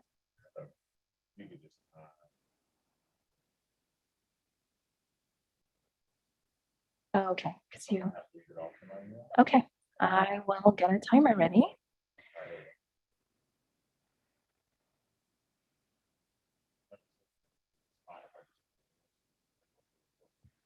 Please don't read the Spanish, Dr. Rudolph. We could, if someone else would like to read the Spanish, that would be wonderful. although it's also being translated. Okay, it's being translated as Dr. Rudolph reads it, so we're fine. Go ahead, Dr. Rudolph. All right, so this comment comes from Ms. Camacho. Just because Mistral has more Latino students, it does not mean that our students are receiving equitable services. Half of our families cannot afford the expensive after-school programs at YMCA and right at school, or even at a discount. But they are not allowed to attend BTB like Castro families and have no other choice. Thank you, Dr. Rudolph. All right, we will now move on to our first speaker, who will have 1 minute. We're going to get the timer back up.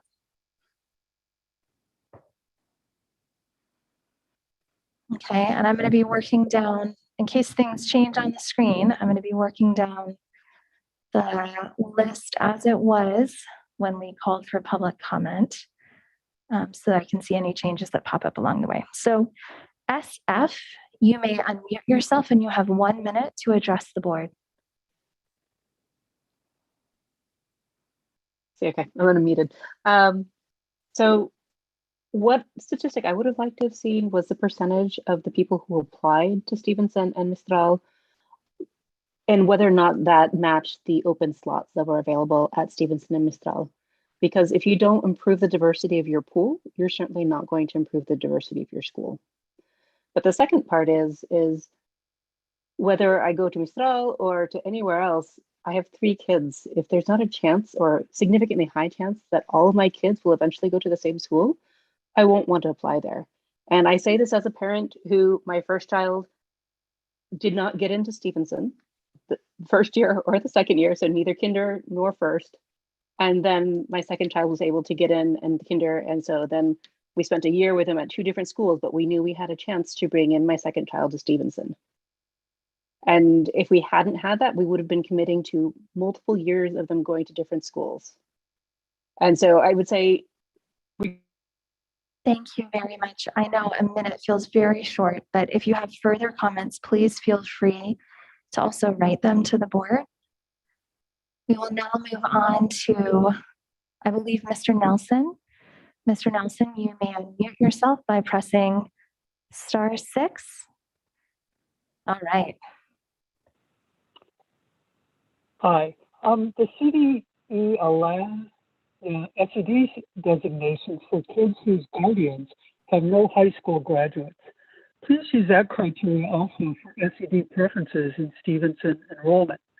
Let it be part of our wider community choice to reduce Stevenson segregation.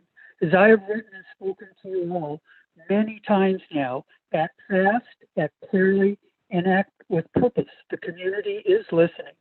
Please make a priority SED new admissions at Stevenson to 14 to 16% this next year for admission priority number 4. There still will be room for all the siblings that, according to the numbers that are there. Thank you very much. Thank you, Mr. Nelson. Can I ask if one of us will email Mr. Nelson tomorrow and tell him that To help him difficult for us to hear his comments, and would he please email them to us? That's a good idea. Mr. Nelson, I heard most of that, but some of it was a little bit hard to hear. So please feel free to email the board your comments as well. That's a very good idea, Trustee Wheeler. Thank you. All right. Paula, you may unmute yourself and you will have 1 minute. This is Paula's iPhone. You may unmute yourself.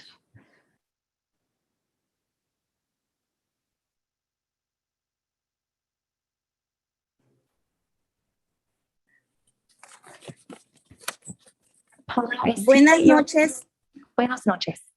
miembros de la mesa directiva y a todos los presentes. Mi nombre es Paula Pérez. Mis hijos han pasado por la Escuela Castro anteriormente y como subsecuente Mistral. Desde entonces he participado en los comités de ILAD y DILAC. A través de este tiempo me he dado cuenta directa e indirectamente de la necesidad que tenemos los padres respecto al cuidado de nuestros hijos después de escuela.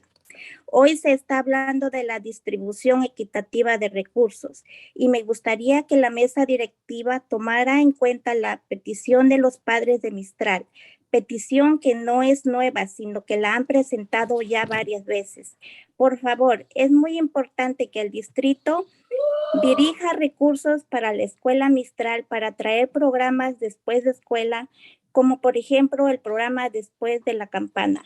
Es muy importante que los estudiantes tengan la oportunidad de seguir reforzando su aprendizaje participando en estos programas mientras los padres tienen la oportunidad de realizar sus trabajos.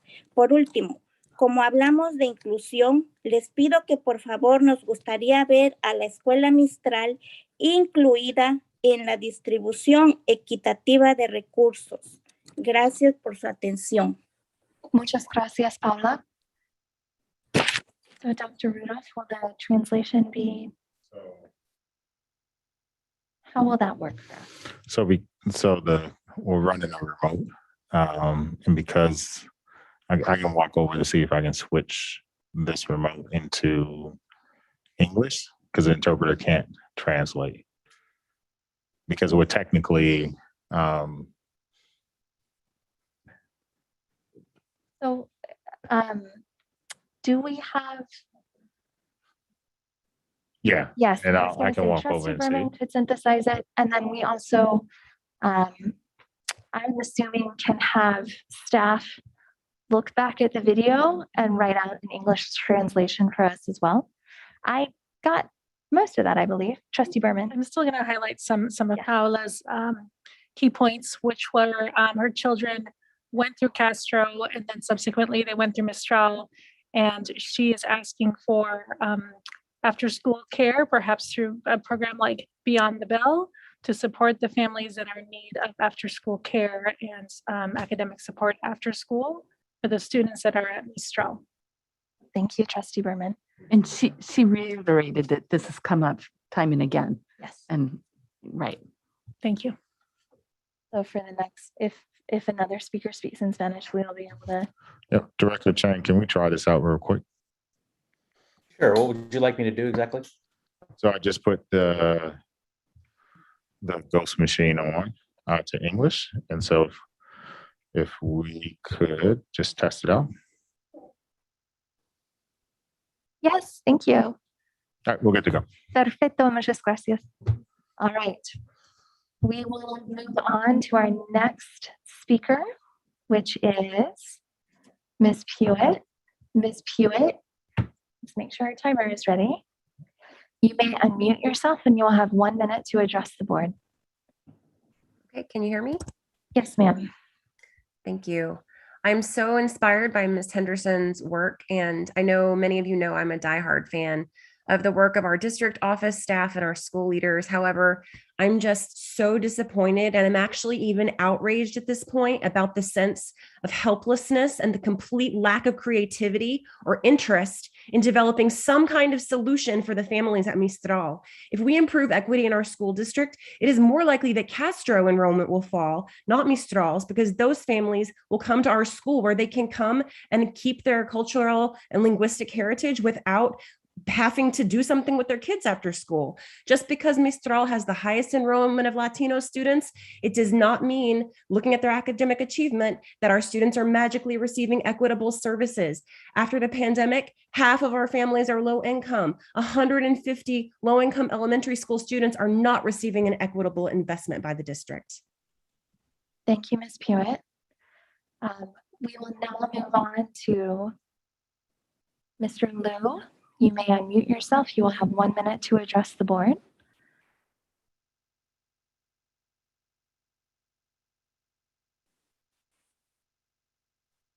Hi, this is Miss Liu. Thank you very much for the presentation. Some points I wanted to highlight for the impact of removing the ceiling priority. First, it's only benefits single child family because it's just really hard to kind of juggle kids to different school for 6 years, just as somebody mentioned. So it will hurt all multi-children families, including like the low-income family, which you're trying to attract. Secondly, there's no sense of community. If parents have to split kids to different schools because they don't have the bandwidth or the time commitment to do it. And also, thirdly, there's an institutional knowledge that's needed for Stevenson's philosophy. So parent learns more as they volunteers, and that knowledge is retained and passed on. And like Art Focus, it's meets so many parent volunteers, and we have, and parents are more involved and more invested if they have multiple childs at that school. And Thank you, Ms. Liu. You may email further comments if you have them to the board. This could be Ms. Sheck or it could be Alvaro. You may unmute yourself. You will have 1 minute to address the board. Yeah, hi, it's Alvaro Martinez Echevarria. Just a quick comment, and I say this with all my love for the district employees, and I mean this sincerely. But I think there was a glaring omission in the presentation, which I found extremely interesting. By the way, there's a lot to unpack there. I saw in the priorities that a lot of the priorities had to do with children of district employees, but that was the last time that was mentioned. It would have been interesting to see how many children entered through that. We only talked about siblings, and I think we should probably assess all the components in this equation to have kind of a full picture. So that was it. Thank you very much. Thank you very much. Okay, we do have that data on our weekly update on our website. Yeah, that question came up from a trustee, and it was included in the weekly. So if they check the board questions on the website, they'll be able to see the answer to that question of the number of siblings. So thank you, Dr. Rudolph. All right, Ms. De Rosas, you may unmute yourself, and you will have 1 minute. Hola, ¿qué tal? ¿Me escuchan? Can you hear me? Yes, thank you. Hola, miembros del Board of Trustees. This is Marcos Rivas, actually, and I want to comment a couple of things. First of all, most of the presentation seemed to focus most on the access to Stevenson, but it didn't seem to care or to show much about what those policy changes would affect Mistral, and that's something to look at. And also, I try to make the point that it's very important for Mistral to have something to support the population. On the last tests, we could see the results. Only 18% of the Hispanic people got approving results on the math subject. Definitely, Mistral needs some support from the district to fill that gap. Thank you. Thank you very much, Marcos. We will now move on to Ms. Gutierrez. Ms. Gutierrez, you may unmute yourself. Good evening. The slide that listed differences between choice schools mentioned that there isn't currently a waitlist for Mistral, but I believe a reason for that wasn't brought up is that parents who would have otherwise chosen to join the lottery for Mistral are choosing not to do so because of the last of district funded after school care. Many of the families currently enrolled in Mistral are economically disadvantaged. Therefore, although the Hispanic Latino children would otherwise meet the requirement of the Spanish language proficiency to enroll past kindergarten, many families come from two-parent or single-parent working families and choose to stay at other schools like Castro that have those school-funded programs. I'm fairly new, but I caught that BTB program is an existing grant in which additional schools cannot be added. But is that a permanent feature of the grant, or will the district be able to amend it in the future to include that do now qualify? Otherwise, Mistral families would work very hard for inclusivity of all Spanish and non-speaking families. Thank you, Ms. Gutierrez. We will now move on to Carol. You will have 1 minute to address the board. You may unmute yourself. Hi, can you hear me? Yes. So I'm a parent at Stevenson, and both of my kids are going to Stevenson. And really, I feel like the statistics really shows that if we remove the sibling priority, it will basically affect 50% of the current families, something like that. if every year 50% of the students of the kindergarten class are siblings. So I think the impact not only to the community there's a huge impact for the current families who are attending Stevenson. I am not one of them, but I just wanted to mention that. And number two, I mean, if it's word of mouth that is the problem, really, this is a marketing issue. You really should be promoting the schools through other languages. That's another aspect of it. And thirdly, I wanted to point out that parent participation really is a huge factor of Stevenson, and that's why I chose Stevenson to begin with. Thank you very much. And we will go to our final speaker. Rocky, you may unmute yourself. Hi, I only have a minute. So quickly, regarding the sibling preference, every school, college, university all over the world gives first preference to siblings. And there's a reason why, because siblings benefit greatly from being in the same school, whether it's helping younger ones with studies, sharing knowledge about schools and teachers, and just keeping families together. It would not be prudent for the district to take that away from our families. It would possibly lead to more inequity, not just in a few schools, but district-wide.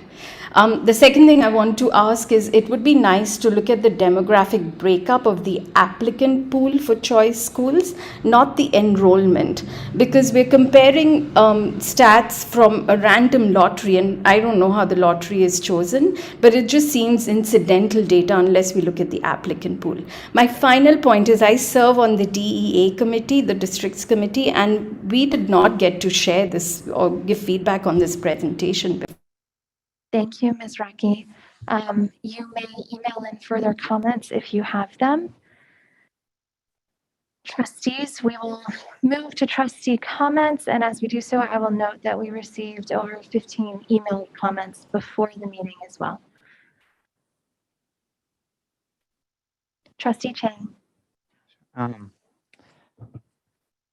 The first thing I would urge our board to think about is there's one issue that we think as a board level we can take off the plate that I think would reduce pressure and I think undo necessary pressure. And I think I urge the board to take off the consideration of the sibling preference. I think that the sibling preference, while it takes up such a large part of enrollment for that one school of Stevenson, when you talk to families, especially families who have transportation issues, when we're looking at families who are socioeconomically disadvantaged, for them not to have a sibling preference would basically prohibit them from wanting to apply. So I think that it doesn't really serve us any good, because the families we wish to add diversity to Stevenson, but I don't know if we would gain Stevenson diversity if they don't have a way to have bring all their children there and have transportation issues on that. On the transportation, I think that if we ran a bus service from Castro to Stevenson or from certain communities to Stevenson, I think that we could address a lot of that transportation needs. And I would urge us that as we're looking at enrollment changes, I urge us to also look at what are the problems that families are saying on why they're not enrolling. So families are saying transportation is an issue, after school care is an issue. And I think that if we are to want to increase diversity, we also have to meet those needs, because I don't think it does any good to enroll families in schools if we don't address the underlying need that it's hard for them to get there, or the underlying need that there's not after school care, which we're seeing from both Mistral and Castro. And I think that would be really good for us to actually bring after school care back as the item itself to really explore, because I personally think it'd be really exciting if we had after school money allotted that could follow the children, or things that aren't site-based, because I think it meets so much of our longer goals of reducing the achievement gap to address this after school issue, right? Because it's such quality time that we can do enrichment with them. And we have heard so many comments now that from both choice schools that's an issue of an opportunity for us. And just last thing, I maybe I think maybe we should do a second round to address some of the questions that Ms. Henderson had for us. But for a long time now, I felt like that the narrative for PAC, Stevenson being associated with PAC and this parent participation, I think it harms inclusion. I think that there's ways that we can continue to welcome parents at Stevenson, but kind of really fully detach that PAC name from it. I was looking at trying to see what are schools that could be a model for us, and I was really inspired by a school in Oakland. So there's an urban Montessori charter school in Oakland, and that the mission of that charter school in Oakland is, and I wrote it down here because it moved me so much. It said they wanted a truly inclusive school that reflected the racial, social, economic diversity and focused on design thinking, project-based learning, SEL, and art integration. I feel like that sounds like Stevenson. And so like, I think that's helpful for us to have a roadmap of a school in mind. And so I think that if we, for a long time now, progressive education seems to be more what Stevenson's about and less so about this, the historical roots of what how PAC got started. I think it's been more and more about SEL, more and more about progressive education. In many ways, more and more about things like that we benefit if we associate a school like Stevenson with something like Montessori, some kind of pedagogical template. I think that would give it a root. And there's a few really inspiring models of schools that have done that in a really diverse way. I think I know the founders of the school you're talking about. All right, so other comments from trustees, we'll go around and then maybe we'll come back and we'll do one more round to address the 3 questions from. Can I just address something real quick? Because after school keeps coming up. Yeah. It's actually addressed in the next presentation over the next 2 years, where 51% of students from Mistral and 70% of students from Castro will have some type of in-person support after school. And so what I would encourage your board is to, in the effort of, or in the spirit of simplifying things, remove after school from this conversation, because the next presentation is actually addressing it in a very substantive manner and in a very intentional effort based off of the information and the data that we've seen. And so I don't want us to, I think the key here is that 8% of the population that attends Stevenson comes out of the Castro area. And so I think that's where your attention, transportation, those types of things are. But the Mistral after school issue, I can assure you it's going to come up in the next meeting. And so In the next, so that you don't have to focus your attention in that manner. Thank you, Dr. Rudolph. Oh, that's fine. Thank you. Trustee Wheeler. Yeah, so I was planning on going last because I have a lot of comments. So if somebody wants to go ahead of me, that's fine. Okay. Trustee Berman. I'm happy to go ahead of you. I also had a lot of comments. So I think we have an incredible community and an incredible program at Stevenson, so much so that we just, it sustains, it does, the enrollment doesn't really change. We have a wait list. I mean, clearly there's a demand for this really incredible school. So it's wonderful that we have this option for our families. And there are definitely some barriers there. And I'm really glad that we're having this conversation now to remove those barriers. And I think that we do have some work to do, as Trustee King brought up, around figuring out exactly what those barriers are. And the presentation alludes to them, to just making sure that we really understand what the barriers are so we can address all of them. And sometimes when it's been really challenging during the pandemic to feel like we're getting totally accurate information from our families because we're so disconnected. And when we go online and we have these meetings through Zoom, there's not always a lot of participation.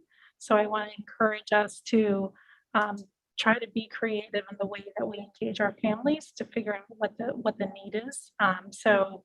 I think the head of a report did a really great job of outlining some ways to really target the Latino community, the SED community, just doing some one-on-ones, having personal conversations. So whatever we can do to get that information and feel like it's valid and true, I think we need to invest that time to do that. I appreciate the question, Henderson, about whether or not we should look into the diversification of non-choice schools. And for me, the answer is yes. However, I think for now, I think focusing on the Stevenson and maybe us working through that, I think is really important. All right, and I want to just take a minute to just comment on the real benefits to all students in our community when schools have racial and socioeconomic diversity, because I don't feel like that comes out in our presentation. And I've always said I'm a real believer in making sure our community understands the why. So there are just real benefits for everybody. There's an awareness and a reduction in racial bias and stereotypes. an increased comfort with people from different backgrounds, which benefits young people tremendously in college and in the workforce. The opportunity to create valuable cross-cultural relationships, both for students and for parents. For our underserved students specifically, there's access to programs and experiences that they may not have at their own school.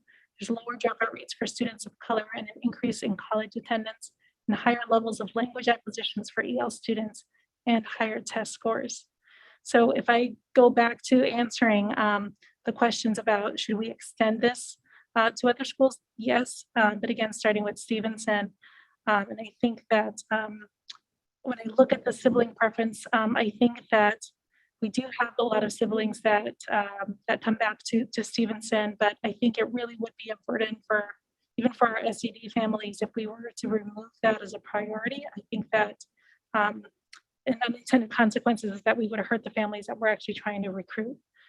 So I'd like to keep that sibling preference.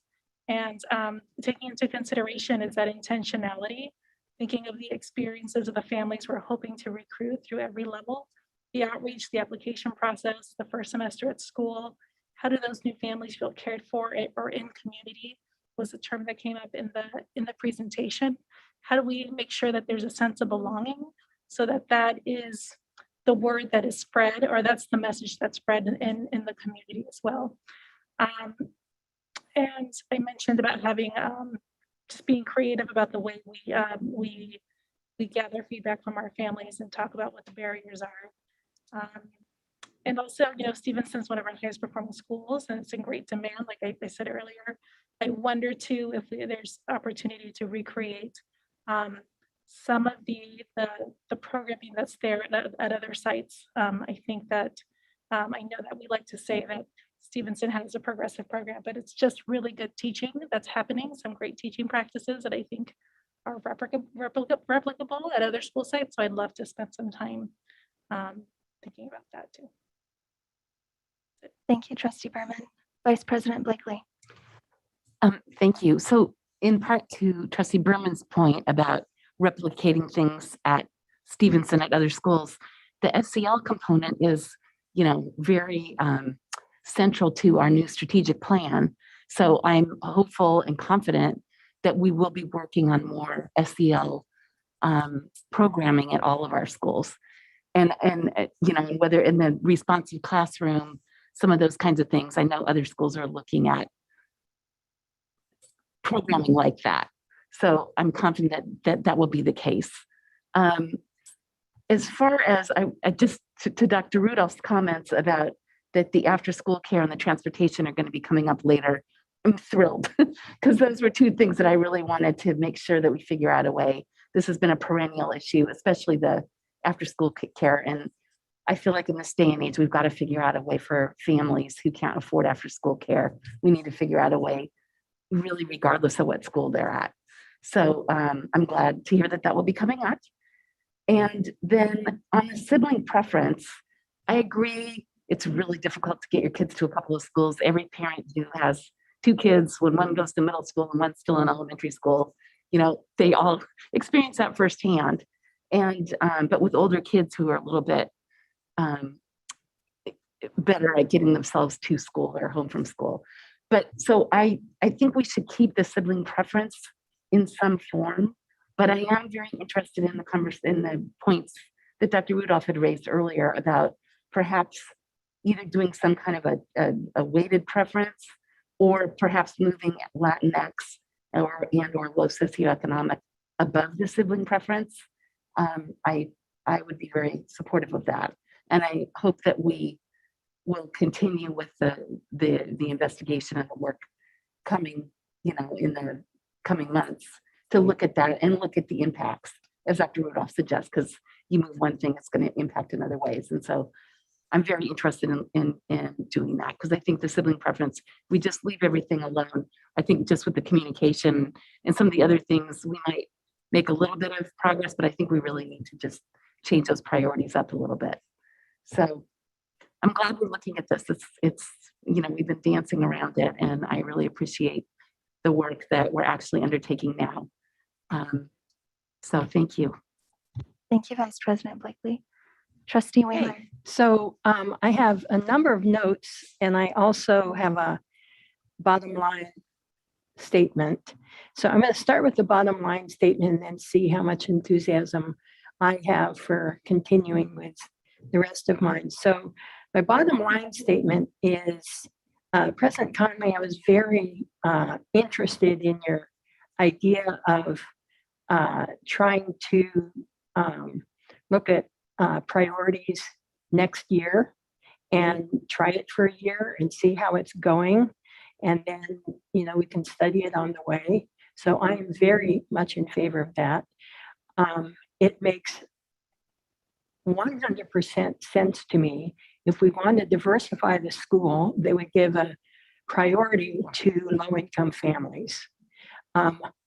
It's my understanding that this kind of priority can't be racial based, so you couldn't say Latinx or anything like that.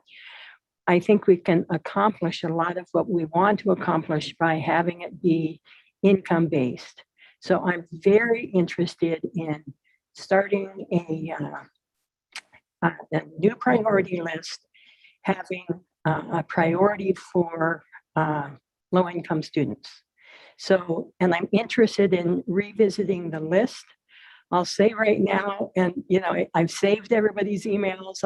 Tell you tonight, I am 100% also in favor of sibling preference. So for all the reasons everybody has said, I don't need to repeat them, but I believe sibling preference. I believe in some form of teacher preference. I want to mention I don't know how many people whose, their eyes perked up when they saw the inter-district, which means from outside of our school district. I think that's a remnant of many years ago when we were a revenue limit district and we allowed some students from outside of the district to come help fill up Stevenson. Those families are terming out, so it is not very many of them. So that priority is still on the list, but I assume it's not very many. And I definitely don't think we should be allowing any out-of-district students to attend Stevenson at this point in time when we have a wait list of interested district parents. I'm very interested in providing transportation, and I won't say anything more because Dr. Rudolph said we're going to talk about it some more. I will say, I'm going to say three more things. One is PACT is an acronym. So it's an acronym. It originally, it's either one or the other. Parents and children together, or parents, children, and teachers. It has nothing to do with parent participation or volunteerism or asking for money.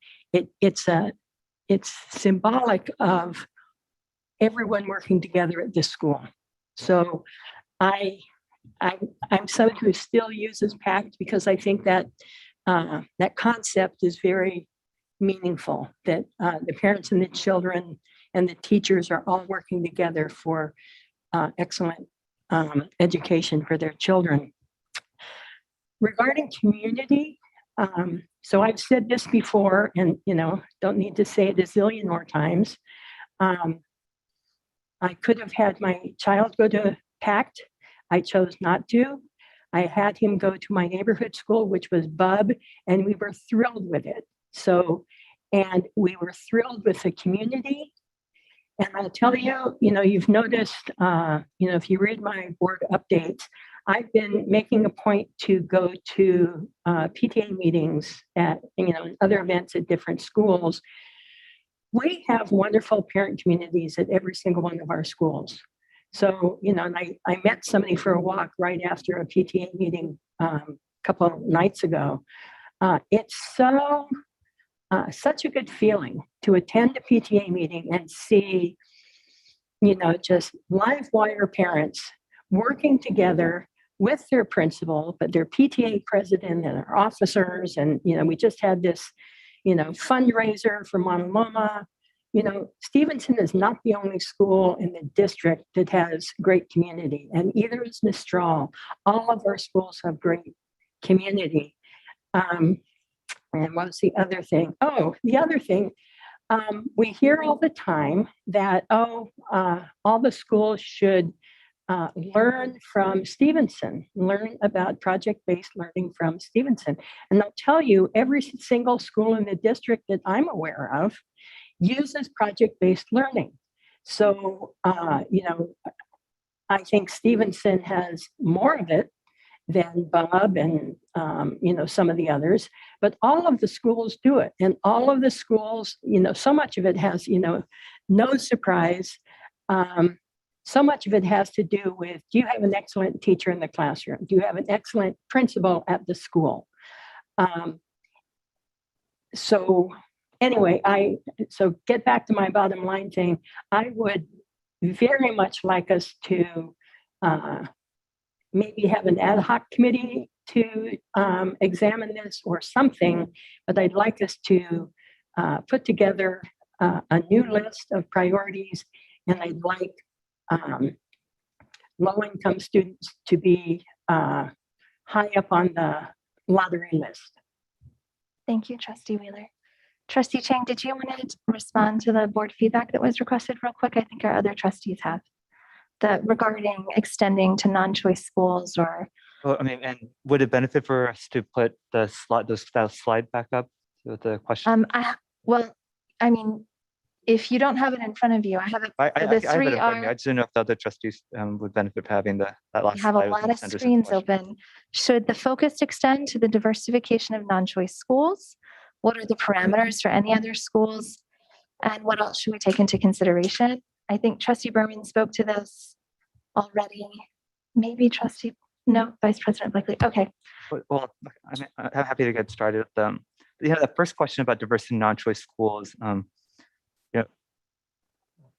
To me, I look at, do the boundaries of our neighborhood schools reflect the boundaries of a neighborhood?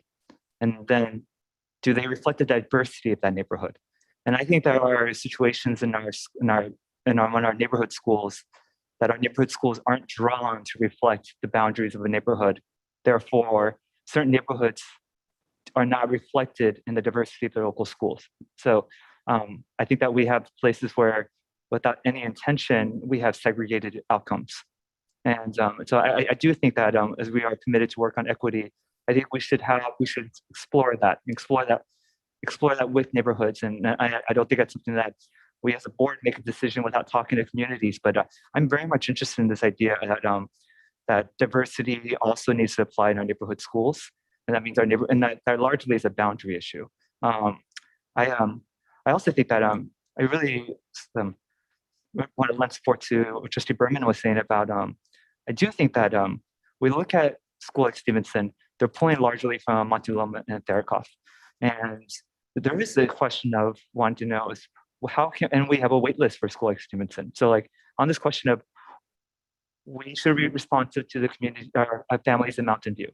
So if there's some type of education that a large number of families in Mountain View want, then we should explore how can we offer more of that. I'm aware that Montuloma a few years back did a major investment in PBL, and they're sending a lot of teachers to do PBL training, and then when that grant, or I don't even know what the funding source was, but from my recollection, it faded away after that. So I think that I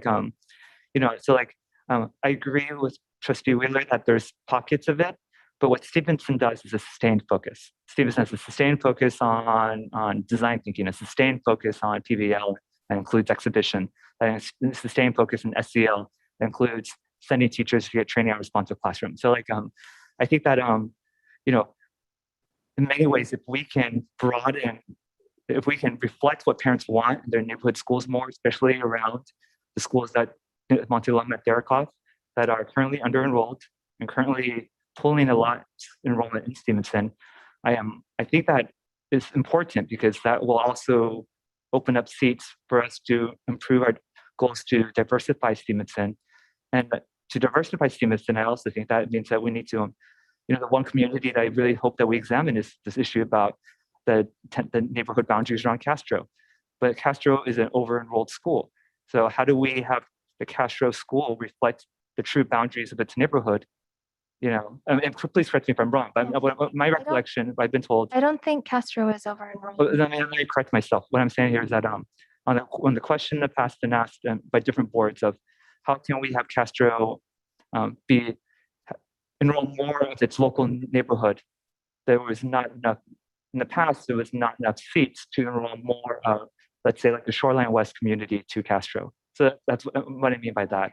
And I think that to the degree we bring more inclusivity to a choice school like Stevenson, that could actually perhaps free up room for us to increase the inclusivity of some neighborhoods that have unintended segregated outcomes.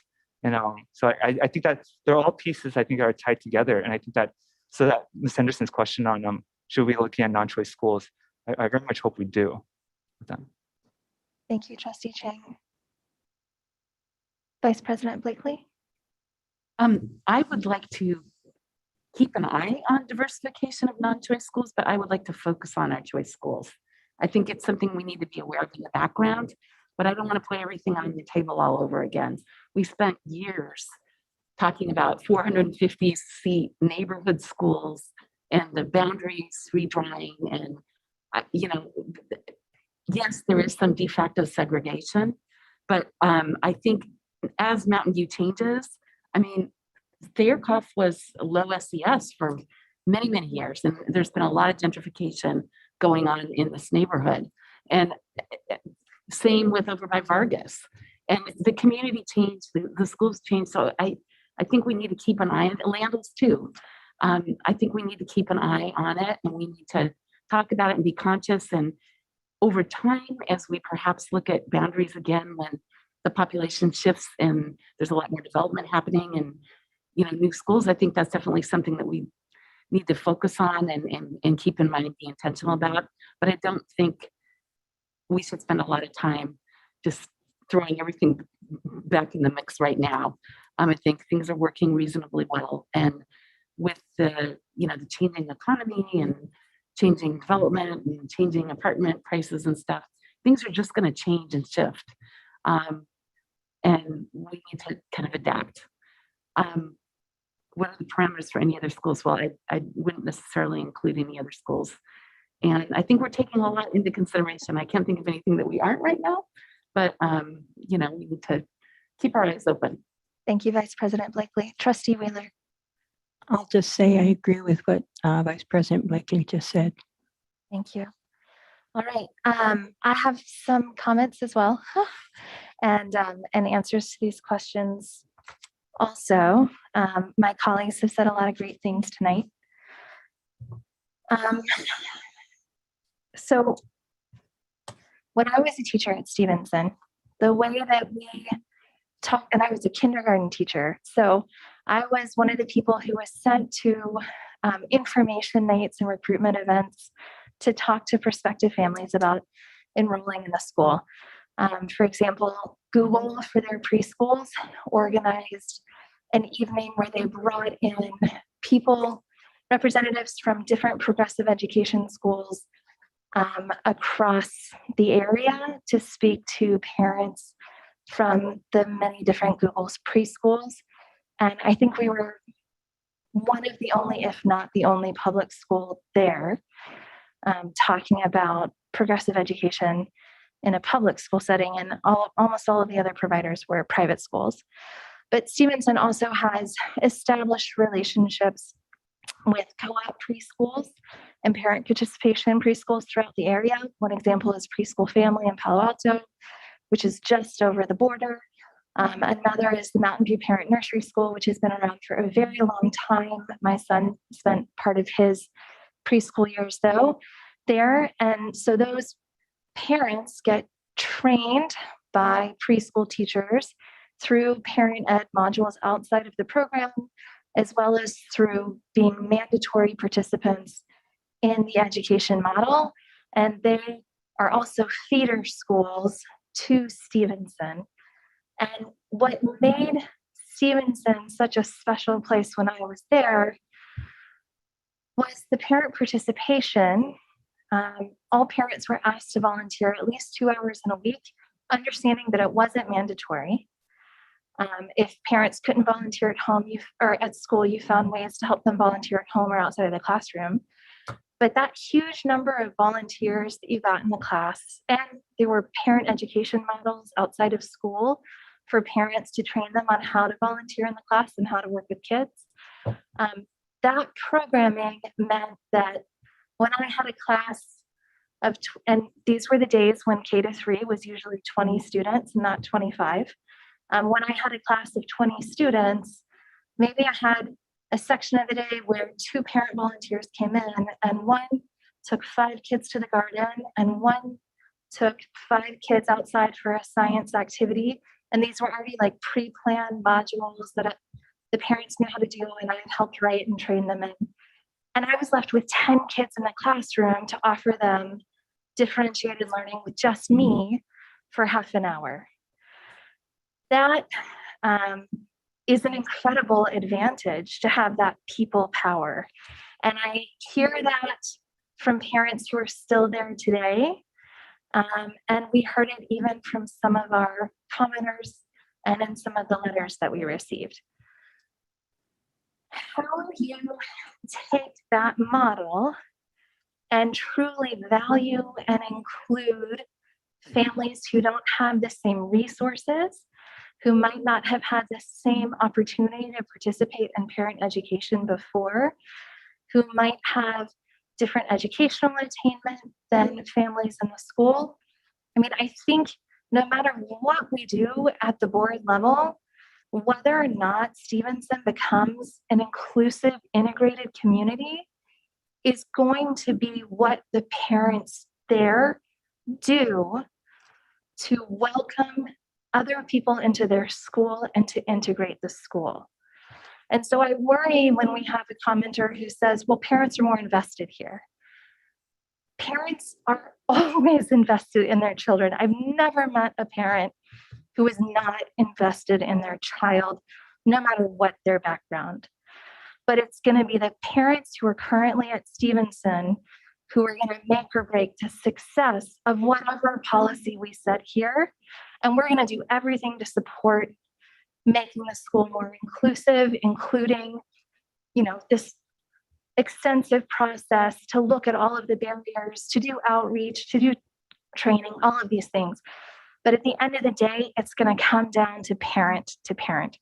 So I want to thank all of the Stevenson parents who engaged with us tonight by writing or talking to people or calling in.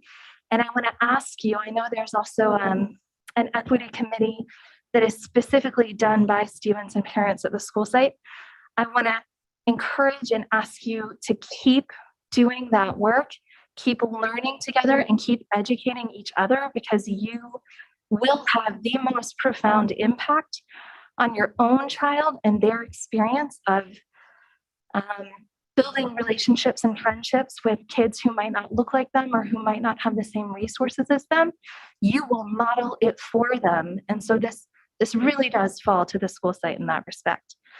That being said, I think I am interested in reevaluating and trying something with the priorities this year as part of this process, kind of like, taking a little step forward. When Bolus applied to be a charter school here and we approved their charter, we approved it with a requirement that they actually include a certain percentage of socioeconomically disadvantaged students. And how can we require them to do that and then do less ourselves? Like, we need to step up to the plate on this. That being said, I'm not interested in splitting families up. So I'm not interested in taking away a sibling priority, but I think that means how we weight priorities, or how we, what percentage of socioeconomically disadvantaged students we set aside for, is going to be driven in part by, if we lay out the numbers, what does change look like over time, and how much change do we want to see when? And I would like to do that piece for this year. while also continuing the work that we're doing to really understand this problem in more depth and make some more concrete change. We're weaving the fabric of a community here, and we're kind of pulling back some of the threads, and we're trying to make a new pattern. And there's value in that, but just like weaving, it's going to take time. It's going to take effort. It's going to take some planning, and it's not something that's going to happen overnight. And regarding neighborhood schools, I almost forgot. I think neighborhood schools is going to come back to us. The boundaries are going to come back to us in 3 to 5 years anyways. And so do we change school boundaries quickly now and then have to change them again in 3 to 5 years? Or do we watch this progression this change that we already see happening? I know there's a huge development that's going in right across from the Castro and Mistral school sites where the city sold Gemello away, and we're going to see huge change all along Ringsdorf. A lot of those properties are turning over, and unfortunately it is gentrifying. I know the city's trying to put in some return rights for current low-income tenants and low-income set-asides and things like that, but it's going to be a lot of change. So I do want to, when we undertake that boundary process, I think school economic integration needs to be a part of the conversation when we do that. And that's a lens that we will have so many more tools to address by going through this process with our choice schools now, by having an equity committee that's developing an equity framework. Like, we're going to have more tools in our toolkit and be better at doing it and engaging our community around it. Is there any further information you need, Dr. Rudolph or Ms. Henderson? So we need to determine if how many of you want to do this year. I have a quick question related to that before. Yes, Trustee Chang. If we do it this year, is it possible that, so if we're doing the enrollment this year for next year's school year, yep, would it be possible that extra transportation options would be available by then? And would that be part of the communication to families? I don't think that's, it's going to be a challenge. We're going to have to delay the lottery if you want to do it this year, and it won't occur until right before the start of school. Transportation. And so transportation may not happen until the year after. It's a lot to ask to be done, essentially with months before we would start the lottery process. So it would be possible to do some alterations in the priorities, but not necessarily to have in place all of these other support pieces by the start of school next year. Okay. Does that answer your question? Yes, thank you. I have a question. You said it would be done just before the start of school. If we how long would we have to push out the lottery? Till the summer. So you would essentially delay enrollment at every single site in order to accomplish this. That's the transportation piece, though. No, it's not the that's priority piece. Enrollment. Enrollment is determined by the lottery. No, Can I clarify then? From what you said earlier, I thought you meant that if we wanted to include transportation for next year, that would push it out. No, so if you want to change the lottery, the lottery would have to get pushed off to the summer, which means enrollment wouldn't happen until the summertime. We couldn't delay the lottery until February. There's no way to get this done. Lottery normally happens in February because enrollment. I thought you said we had to have it done by the end of the year, by the end of the calendar year. So in order for you, if the board wants to do it next year, you're going to delay the lottery, which in turn will delay enrollment. You just need to know that that's just the consequence that comes with it. So there's no way to push it out a month or two, but not, I think it'll be chaos if we wait until the summer for the district, for families, for teachers and principals and hiring. I think that would be a disaster personally. But if it's feasible and reasonable to do some tinkering with it and just push it out maybe a month or 6 weeks, then I would be interested. But if it's going to get pushed out until the summer, I'm not interested. I don't know about the rest of you. But so you have 4 meetings before the end of this year. Mhm. 2 of those will require for you to look at it, make a decision. And then we would have to actually execute that, redo the lottery electronically. So we have to change the weighted system. And then you would need to advertise, because you're going to advertise differently. Then you would have to do the enrollment, right? And this is assuming that the board essentially agrees with whatever's brought to the table in one fatal swoop. But no matter what, enrollment as well as the lottery will not take place until the end of the school year. That seems different than what was said earlier this evening, which I think is why trustees are confused. It sounded like earlier this evening Look, that what we I'm would saying have is to you- make a decision by you December could- or January. You could make, no matter what, you're going to delay it. If you choose, so the reason why we had this longer schedule is because if you choose to impact it, to change the lottery, you're giving the district time to rebuild the whole lottery system, but you're giving staff 3 to 4 months, which will be what we would be doing right now. If you truncate that, you're moving because you want it to be implemented next year. You're saying it's a priority for this to be done next year. But what I didn't say at the end of that was the consequence of that decision is that enrollment and the lottery will be delayed next year in order to make sure that we do it. Trustee Wheeler. Yeah, we're talking about some sort of pilot. And you heard how impatient I am for this to happen and how I think the answer is obvious. So, which adds to my impatience. I think we could try a first year of low income preference without transportation. And then the next year, see what low income preference with transportation would be. So the challenge here is that kinders don't identify low income. So you don't have that information, which means we have to build a proxy to identify low income.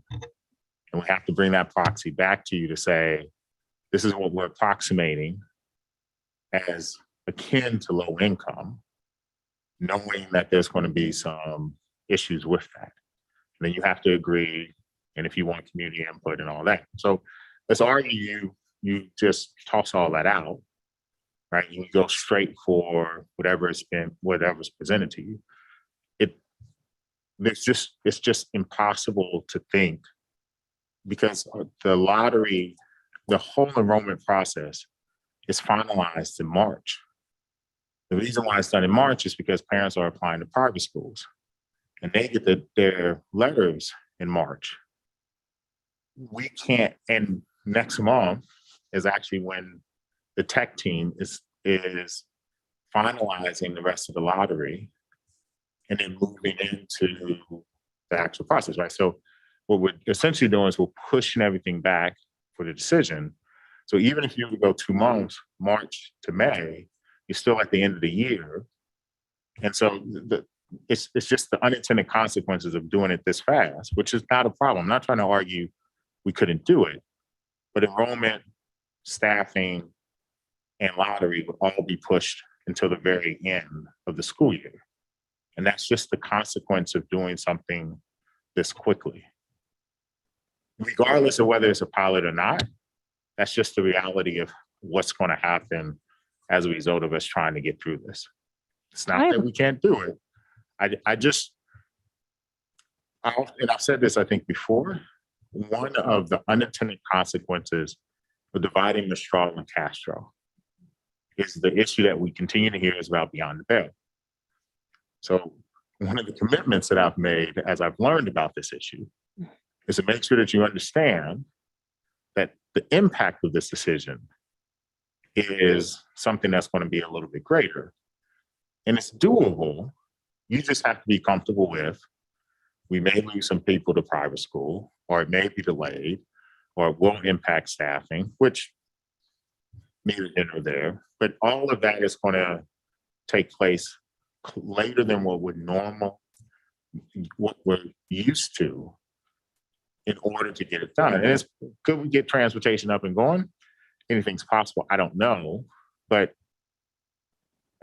I would be lying to you if I could say, yes, by the time we hit January, we're ready to go with a new lottery. When the board most likely wouldn't have made that decision until November. And that's assuming that we took the next 2 meetings, we brought something back, you made a decision the meeting after. It's a really heavy lift. It's very short. So I have a question. If you can't know the income status of incoming kinders, what difference does it make when you would allow them in? There'd have to be some sort of method, and maybe it would be an affirmation. I don't know, but what are your thoughts about how you would get that information? So in some cases, we still don't have that information. So that's why we use some type of proxy to figure out. So for instance, we know which schools have a higher concentrations, what census tracts have a higher concentration, or what neighborhoods have a higher concentration of low-income students. And so what we would try to do is we would try to figure out how this would be relative to, because you can't use race, right? And you couldn't, so you would use maybe this particular neighborhood. So let's just take Castro. The Castro boundary is where the weight lies, right? And so we would have to bring that back, and you would have to be comfortable with it, because you can't use the Therapeutic boundary, right? So we would have to be very strategic about which boundaries get a particular weight. And then you would vote on this. So it's the only way to pull this off, because it's not the older kids that we're worried about. It's the kinders who we don't have information on. Now for siblings, so this is here's the benefit of having siblings, right?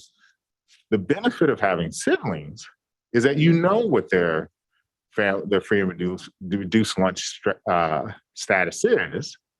So that helps you. So 50% of the population you already know. Unfortunately, at Stevenson, it would not target an ideal, it would not hit the number that you're looking to hit, because you're looking for a large number. So I guess what I'm trying to say, it's going to take us a little time to create it. And then if you want a quick decision with less community feedback, it's a little bit more, right? So it's like all these things, I guess. Yeah, no, so trustees, what I am hearing is that it sounds like we would all like movement on the priorities. However, it might be tricky to do it by the January enrollment date as much as we would like it to be otherwise. Can I get a thumbs up or thumbs down? I think Dr. Rudolph is looking for who wants it this year, but we're not sure how everything will roll out, versus who wants to spend more time on it and do it next year. To be clear, I'm saying we can do it. I'm just putting out the consequences. Can I make a comment? Sure. Vice President Blakely. Thumbs up or thumbs down. I would love to do it this year, but given the potential of delaying things and hiring, I think we need to wait. But I would like to put an emphasis on some of the communication issues, working on the registration issues, the fundraising, tuition, private school leads, pressure to participate, just like being very intentional about the communication that is not the case. And I think we'll have the buy-in of the Stevenson families who've been working so hard on their, improving their situation to help with that. So that would be my vote, would be to delay it, but still continue to focus on some of these other things that we can. Thank you. And then Trustee Chang, and then after that, can we have a motion to extend the meeting? Just a quick comment about when the district's looking at how to weight enrollment. I support this idea of having some type of weight to encourage socioeconomic diversity. I would urge us not to do it by geographic boundaries. The district did that once in the past with Wagon Wheel with Huff. And what happened with that is that actually had an unintended consequence to gentrify that community and things like that. Right now, 8% of Stevenson enrollments from Castro, over 32% is from Theracop. So it's like, I don't know if the neighborhood is really the way, especially if we don't have enough time to meet the underlying needs on why not more people in Castro are applying. So I think that I very much would urge us to, I think that our intentions want to move fast, but we can't put the needs of services, we can't delay that in one outcome. We need to address the needs on why they're not applying. So I think that takes time. And also part of the presentation that Ms. Henderson gave was about the community process. I think that we couldn't do a fidelity into a community process under the timeline that was suggested to get it done this year. Trustee Bergman, well, can we make a motion to extend the meeting first? Would somebody like to do so? Sure. I'll make the motion that we extend the meeting until 11 o'clock. Could I offer a friendly amendment? Can we ask if any of these things could be postponed to another meeting? Okay, so we could push the ESSA plan as long as you would be willing to approve at the next meeting, which is really largely based on the learning recovery plan, but we normally do 2 meetings, and so it would just be brought back as an action item, so we can take it. We would waive a first reading of that and go straight to the second reading. Are trustees comfortable with that? I am. Trustee Chang? Okay, Okay. all right, so 11 p.m. And then the second thing is, but I doubt you guys will agree to that. You could push enrollment back another meeting, but something tells me that that's not fine. No, I think we need to hear. Yeah, let's stick with what we have. All right, so we have a motion made by Trustee Bergman and seconded by, and seconded by Trustee Vice President Blakely to extend the meeting till 11 p.m. All those in favor?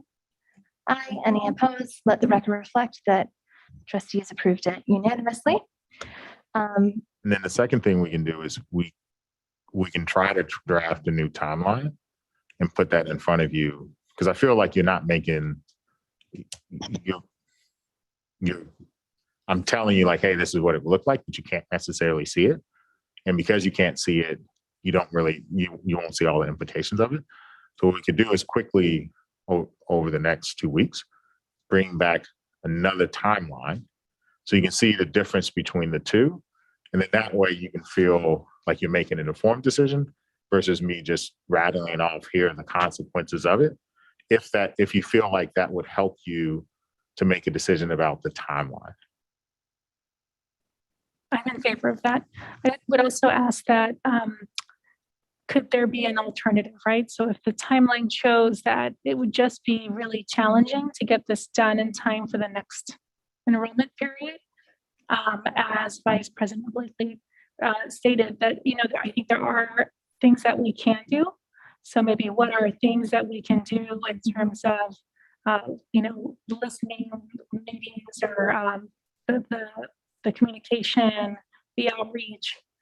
So I think that there's quite a bit that we can do that might have an impact on families choosing Stevenson. Yeah, I think the board can make it, could update the transportation policy to reflect that. That's one. And then I think there's small little things, changes to the way that we do registration and what we communicate. The requirement for outreach for both choice schools. All of those things are easy, sort of low-hanging fruit that we could easily do. And we sort of delineated that out a little bit, but we can delineate it out a little bit more so that you specifically know what happens and then try to like for the bus policy, try to give you a timeline for that so that you would understand how quickly we can do that too. I would also like to see that regardless of immediate versus longer timeline, that this board gets to vote on this issue and implement a change before the board changes. So that would mean before November of next year, will we have settled? Oh yeah, that's We wait for next year. Would we be talking about this in September? no. So if this board would make the decision at the end of the year, The end of this year? end of this year. Okay. So no matter what, some decision needs to happen at the end of this year. Okay. If you make the enrollment decision at the end of this year, then it goes into effect the next year. Okay. And, as I pointed out, like to overturn it will require a supermajority to open the issue and then a majority to actually pass the issue because it would be an official vote. If you want it to happen, so that's no matter what June you're making the decision. If you want it to happen next year, like it's implemented in the next lottery, then you would have to make that decision a little bit sooner. I would say the latest would be January, but at the end of the day, it's just going to push everything back. But we'll come back with a timeline and we can show you what that looks like. And then that way you can compare the two and you can see how fast you would need to move.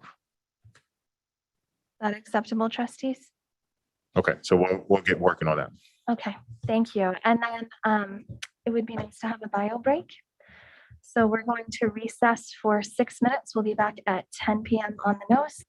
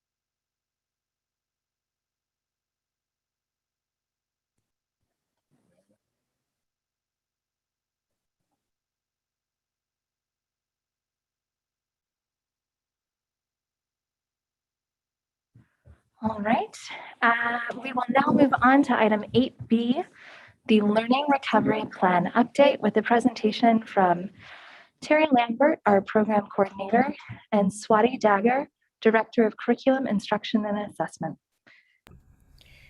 Good evening, everyone. I'm honored to be here tonight with this update to our extensive learning recovery plan. I am sharing my screen now. All right, and here we go. Our alignment to the strategic plan, of course, is to goal number 1, and the key words in that goal are effective, consistent, and all students. And some background before I discuss the changes, I'm going to briefly review the original strategies in the board-approved plan. So these are the 3 broad categories in the learning recovery plan. The first line of recovery is what we do in first instruction and RTI during the school day. Strategy 2 addresses how to provide additional support during the school day, and strategy 3 addresses how to provide that additional layer of tutoring. So, of course, there are specific actions from these categories that are continuing. Our district initiative of differentiation, as the coaching and PD focus for this year, supports the needs of students, and those needs vary even more this year. As instructional units approach, the grade level teams at each site are using data to determine what the prerequisite skills are that need to be strengthened in planning the scaffolding and reteaching, and the pacing adjustments that are unique to their grade at their school. Our levels of intensity model continues. Students with more academic need receive a higher level of support. And we are fortunate to have 3 after-school partners with the capacity for 870 students that will receive in-person tutoring. Currently, there are 714 students enrolled. So why were some changes necessary? Since the original plan, I apologize. I'm trying to move something out of the way here. Since the original planning, some changes have become necessary due to a variety of factors. And we've developed alternative ideas to provide support during the school day for students in all tiers. Some of those factors are the insufficient applicants for our new instructional aid posting, fewer people applying for positions overall, and COVID safety concerns creating hesitancy to come on campus in person are a couple of those factors. Also, in-person tutoring availability is limited and our need is large. The hiring of 3 additional RTI teachers was also not feasible due to limited teacher candidates, and our concern about access to virtual tutoring was the impetus for some change there.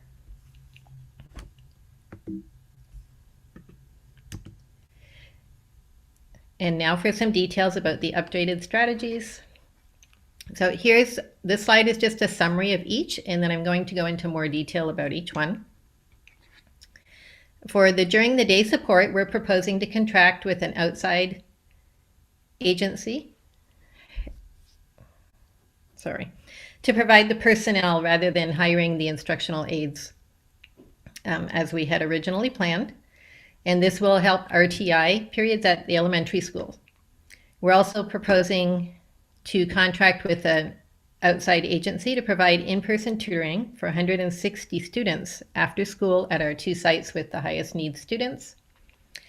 And at the middle schools, students in specific classes will receive tutoring support integrated into the instructional period. And last but not least, to ensure that those families who have concerns about access to virtual tutoring, that they will be able to take advantage of the opportunity, we have increased the amount of support and supervision of after-school virtual tutoring.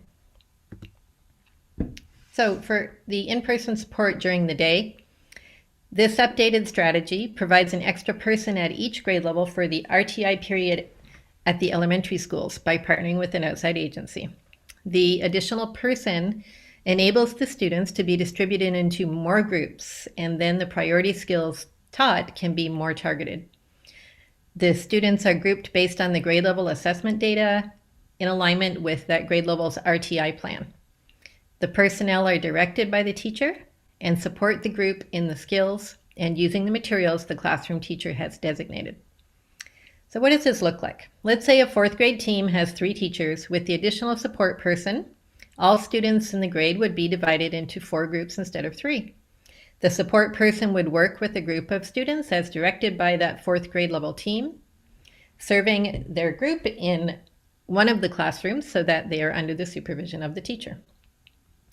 And the focus of this support strategy is, of course, in strengthening the priority standards. This next strategy update addresses in-person tutoring. And the provider uses their trained tutors to implement their curriculum, giving a diagnostic assessment, grouping the students according to the results, and designing the instructional plan from that point in the curriculum for that group.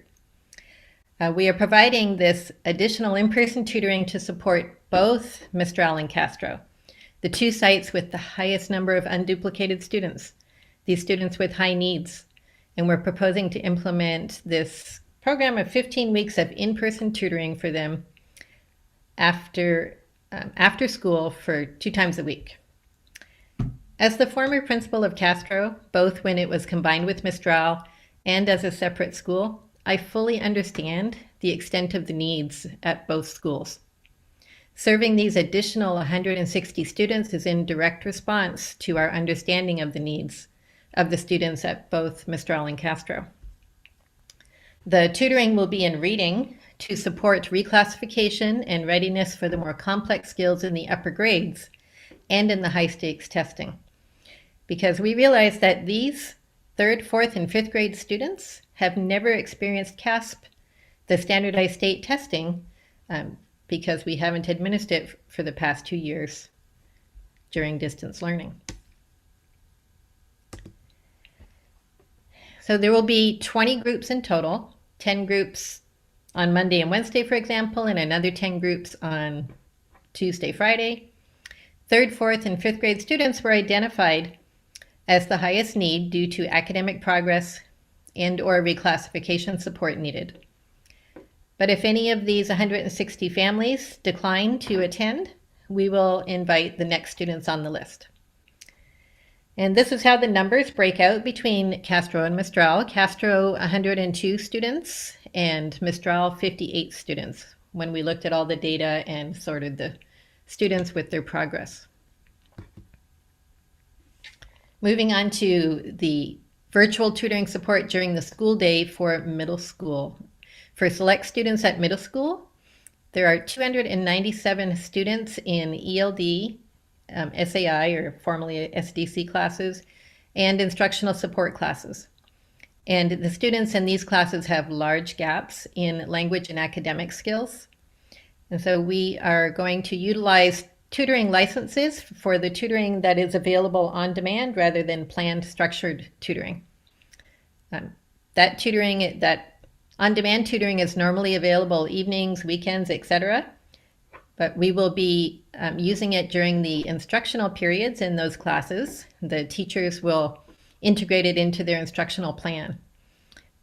They'll be able to create targeted groups during independent instruction. For example, it could look like some are getting support from the classroom teacher after a whole lesson, and then the teacher could support a small group, and other students could be getting support through the paper education tutor.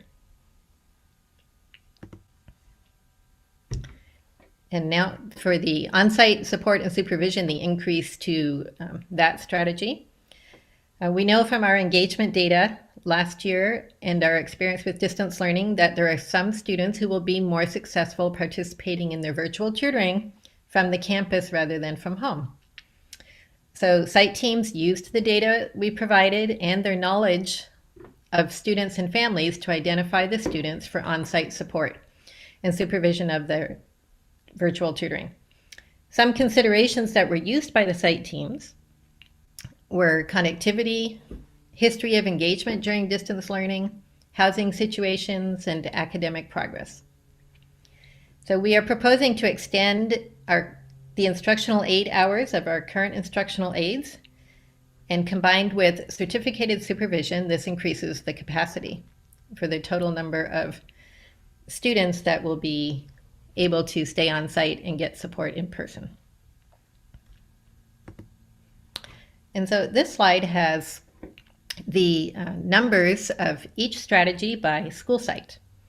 There's two slides. So this first one, you can see that it's categorized by on-site or from home. And the last column on the right are the students who will be who are already attending BTB, YMCA, or right at school, and therefore they'll be getting their tutoring in person within that program. So the proportion of on-site to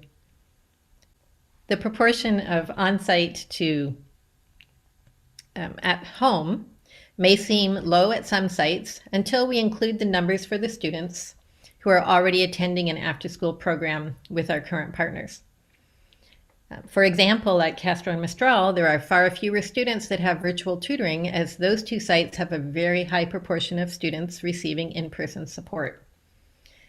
In addition, the students attending Sylvan will be able to continue when the Sylvan program ends after the 15 weeks. Then those students can jump into tutoring with FEV and continue with the virtual tutoring, either on-site or from home.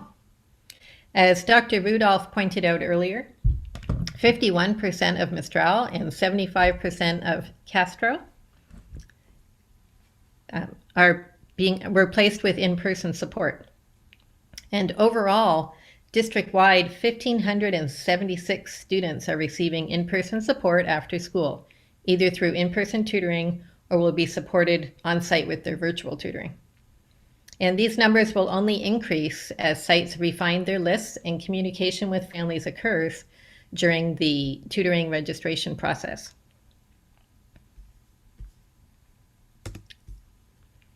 Here's the second slide with the numbers for each program. So paper education reflect the strategy for, that's the strategy for Tier 1 students in grades 3 through 5, and the strategy of during the day support for those select classes at middle school, 297 students. YUP is the virtual tutoring that's in place at the middle school level, available to students as they need support to complete assignments on evenings and weekends. And again, Sylvan is the proposed contract that I described earlier for the 160 students at both Mistral and Castro. Program monitoring. How will all those strategies we have in place, how are we going to know that they're working, that they're effective? So each of the tutoring agencies has admin dashboards that I and the principals will be monitoring closely for usage particularly. And we will have report groups created on our district assessment platforms, School City and iReady, to gather achievement data specific to that strategy to inform our next actions. For measures, it's important to use more than one measure to gauge effectiveness of a strategy, and we will be using a variety of different measures to look at both usage and academic growth. And here's a summary of all the processes we're going to use for program monitoring. The principals will be seeing a lot of me as we collaborate together around the implementation, the data, and student growth twice a month. At the beginning of the rollout, our meetings will be weekly. And ditto for the tutoring companies. I will be meeting with each twice a month. We've already been meeting as we set up. And I'll be in constant communication with them during the registration weeks. The focus of all of these processes is what next steps are needed to support students and families. So what is the impact of these updates? Adding additional personnel during the school day was modified to use an outside agency as there's not enough applicants to hire new aides. It's necessary to use virtual tutoring because the quantity of in-person tutors needed to meet our volume is very high. And agencies that provide in-person tutoring are having great difficulty hiring, and there is still hesitancy for people to come on campus due to COVID concerns. And although virtual tutoring is necessary, we realize that virtual tutoring can be challenging for some families, so therefore we increase the amount of support and supervision available to them. And those identified classes at middle school, they have gaps that were exacerbated by distance learning, and more intensive support was added for those students. All right, so where are we now? Adapting core instruction and RTI instruction is already well underway. Site instructional teams have been using data to determine how to adjust the pacing of each upcoming unit to incorporate reteaching and scaffolding of those priority standards that were already identified, and this will continue throughout the year.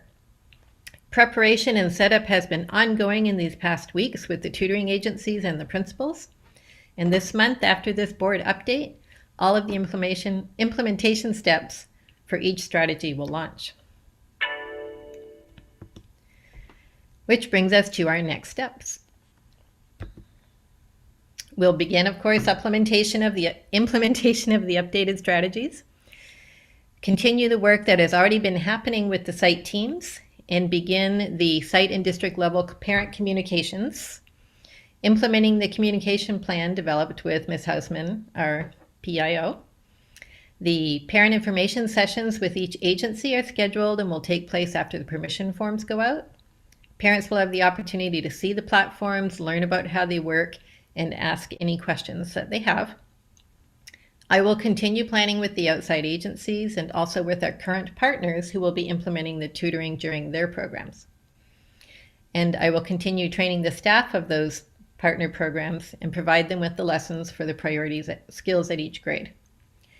And most important, the program monitoring will begin immediately upon launch and happen consistently throughout the year to ensure that our students and families have the best experience possible and their needs are addressed.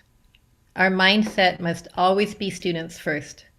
They have had a very challenging time this past year and a half, and it's up to us to do what's necessary for them to overcome that experience. We have a great team in our district, and I am determined that we won't let our students down. I think that this plan will help those students to make great strides. And with that, do you all have any questions? Thank you so much, Ms. Lambert. Are there questions from trustees? Vice President Blakely. Just very one brief one. Thank you for the presentation.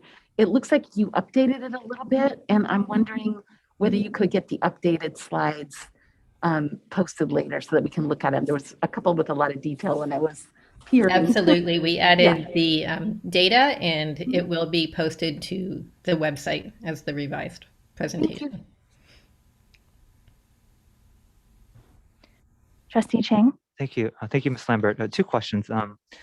One regarding engagement. If a student is kind of not logging on or not meeting their tutor or not doing what they say, what are the procedures being planned to support such students? So if the students are on site, then the instructional aide or teacher that is supervising will be able to help those students. If it's happening from home, the agencies have a process to communicate with us.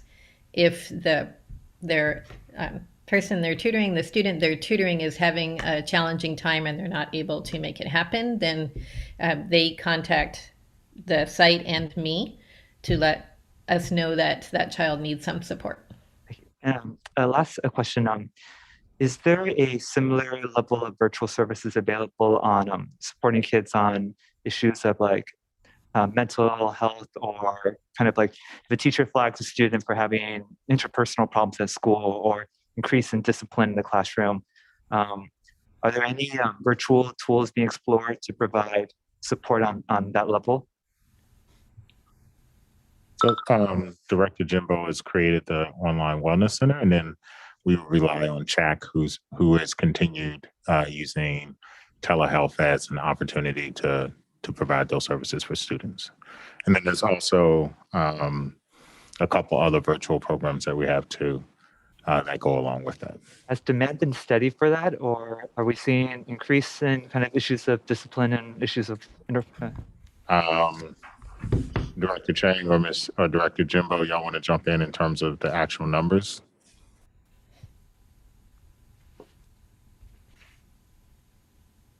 So in terms of discipline, was the question, is there an increase in disciplinary incidents so far this year? Yes, and related to that, kind of a need for students to receive some type of outside support. Well, the outside support vis-a-vis counseling, I think Director Jimbo would have the information on that. In terms of behavior, begin to work with the sites on inputting the information in an accurate fashion. Overall, anecdotally, I wouldn't say that there is an increase. It's very hard to say to see any patterns right now. There's nothing that's glaring that's sticking out. If there are no further questions, oh, go ahead, Director Jimbo. I was just going to answer as far as referrals for chat counseling, which is mainly the numbers that I look at. There isn't a significant increase looking at numbers at this point in the year. It has only been a few months though. Thank you, Director Jimbo. Trustee Berman. So I have a question related to this. So I know that, so knowing that there isn't after school care for students at Mistral, I wonder, and that a lot of the after school that does exist for families is you really rely on parent participation after school. I wonder if at what point we might allow that to happen at Mistral, so that, you know, we have 58 students from Mistral that are being supported through this program, and I think that's terrific. I think that's a lot of students in 3rd through 5th grade, and it makes me sort of think of 2nd graders who are struggling, and we have some gaps to fill, and I'm just wondering if that would be an option at some point. But it's different from. I think there's so different from the supervised virtual tutoring, because there's. So if I'm there's not, a district program that focuses on 3, 4, and 5 at both schools, 160. And then there is another program where the site, based off of the number of staff members that the site has, where they've determined the number of students who need additional assistance based off of whatever factors that they're using. And so that's a separate process.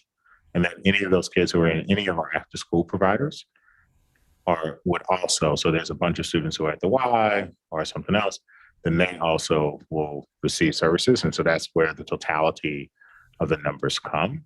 So it's a combination of any kid who's there after hours is what we're attacking. But there's the site program could be any kid K through 5. Okay. Whereas the 3, 4, 5 is specifically because these students have not experienced a test and they're below grade level. And so we wanted to make sure that they were afforded support. I see. Okay, thank you. And to add to Dr. Rudolph, if I may, there's also a K2 program with a company called Air Tutor, which is on-site tutoring. So Trustee Berman, to answer your question, will our 2nd graders have an option for on-site tutoring as well? Yes, they will. There will be supervised on-site tutoring for K2 as well. Great, thank you so much. Sure. And I believe, I don't know, Ms. Lambert, if you can share the slide again, because what's wonderful is the presentation had updated numbers in it, but we don't have a separate copy of it yet. It's going to be uploaded to the website. So I'm thinking of the slide that laid out, it was like maybe 5 columns of the different after school participation. It might have been slide 14 or 15. Thank you. Thank you, Vice President Blakely. No, yeah, that one. So if I'm reading this right, this has 81 students at Mistral who will be receiving some sort of after school support. And that includes the ones who are at the YMCA or right at school.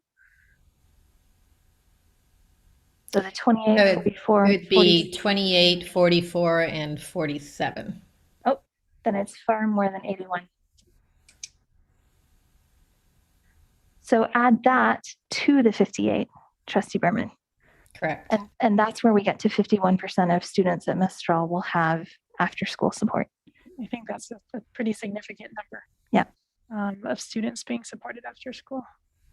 If I may add, these are only numbers that may keep increasing because this is just the initial round, and then SCEFs are going to contact families, and as we start moving out to connect with them and find the need, because sometimes families may be more open with the school and community engagement facilitator to get the actual need and then add to these numbers as well. So I apologize. It's 121 on this page, and then you add the 58, and it's 179 total students for Mistral who will have after school support. All right, if there are no further questions from trustees, we will move to public comment on this item. And Ms. Bell is going to send the report over to you now. Thank you. If you are a member of the public, and Ms. Lambert, you can turn off your video for public comment if you would like. If you're a member of the public and you would like to address the board regarding this item, you may do so by raising your hand in Zoom or pressing *9 on your phone.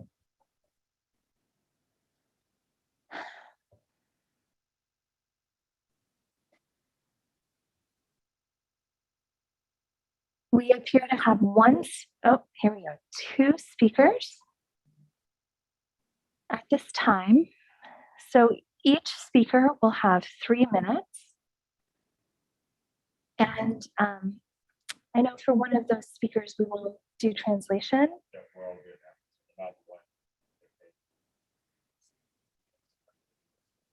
Okay, so we will hear.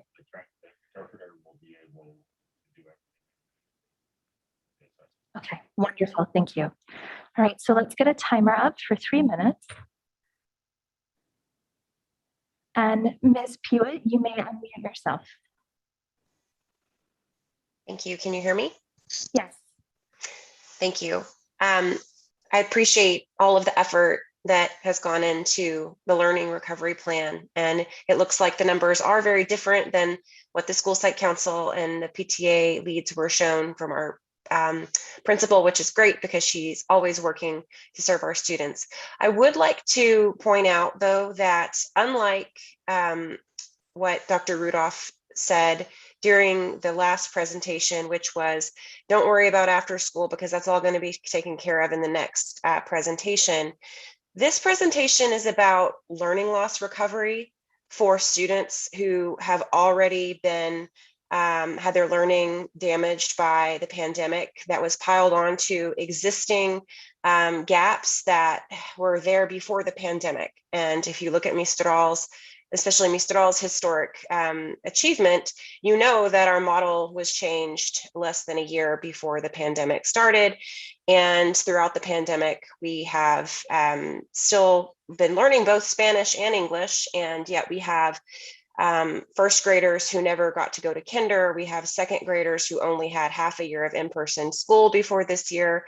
We also have siblings of older students who may not be in the quote unquote learning gap because they may appear to be doing okay. We have kids who are learning Spanish who will still be not performing great on their English assessments as we move forward. And this is a great plan, and I love that many of our students who are vulnerable will get to stay on the school site to do their targeted tutoring. But I would still like to point out that this is not aftercare. It's not an after-school program that allows our vulnerable families who have a need for their children to be in a safe and secure environment that they're familiar with during the end of the day, working hours, when they can't afford the $600 to $800 a month that the YMCA or Right at School charge for 5 days a week of aftercare. So I very much think that our district is trying the best that they can with the resources that they have at the moment, but I just want to point out that we're not actually solving the equity problem at Mistral with the learning loss recovery plan. So I will definitely be excited to look at the data when it's posted on the website. And our PTA and all of our families at Mistral are very interested in partnering and doing whatever we can to make sure that our families receive equitable access to resources so that all of our families can succeed and our students. Thank you. Thank you, Ms. Pewitt. Paula, you may unmute yourself. You will have 3 minutes to address the board. Buenas noches otra vez, respetable miembro de la mesa directiva. Estoy muy agradecida con todo el trabajo que está haciendo todo el personal del distrito respecto al plan de recuperación. Sé que están haciendo un gran trabajo. Mi comentario ahora es sobre el programa iReady. Tengo un hijo en Crittenden y me gustaría preguntar a ustedes que por favor puedan realizar una evaluación a este programa, ya que la escuela está tomando en cuenta los resultados del examen de iReady para hacer la colocación de clases de los estudiantes de matemáticas y de lenguaje. Viendo el desempeño de mi hijo en sus clases, su desempeño es excelente. De más de 3 hasta 4 de los puntajes en cada clase. Pero cuando vemos los puntajes obtenidos de iReady, no hace sentido su desempeño con los puntajes obtenidos. La cuestión es que los maestros a veces no logran cubrir todos los tópicos y aún así vienen en el examen. Entonces, mi preocupación y desacuerdo es que están tomando los puntajes de iReady para la colocación de clases. Yo creo que esto no es justo para los estudiantes. Y tomando en cuenta también que vi los resultados de iReady que están en la página del distrito que compartió el superintendente, me doy cuenta que la mayoría, o más bien los estudiantes latinos de bajos ingresos son los que están muy por debajo de su nivel. Entonces, por favor, les pido de la manera más atenta que hagan una evaluación a este programa porque en vez de ayudar a nuestros estudiantes, los está perjudicando. Mi hijo está en 8º grado y gracias a este examen, él no ha sido, hemos luchado para que lo coloquen en un nivel más de matemáticas y no se ha podido por 2 puntos que le hacen falta del examen. Pero eso no es justo para él ni para todos los estudiantes del distrito. Gracias. Thank you, Paula. Are there comments from trustees? Trustee Wheeler? Yeah, I loved this presentation and I loved how explicit it was and broken down.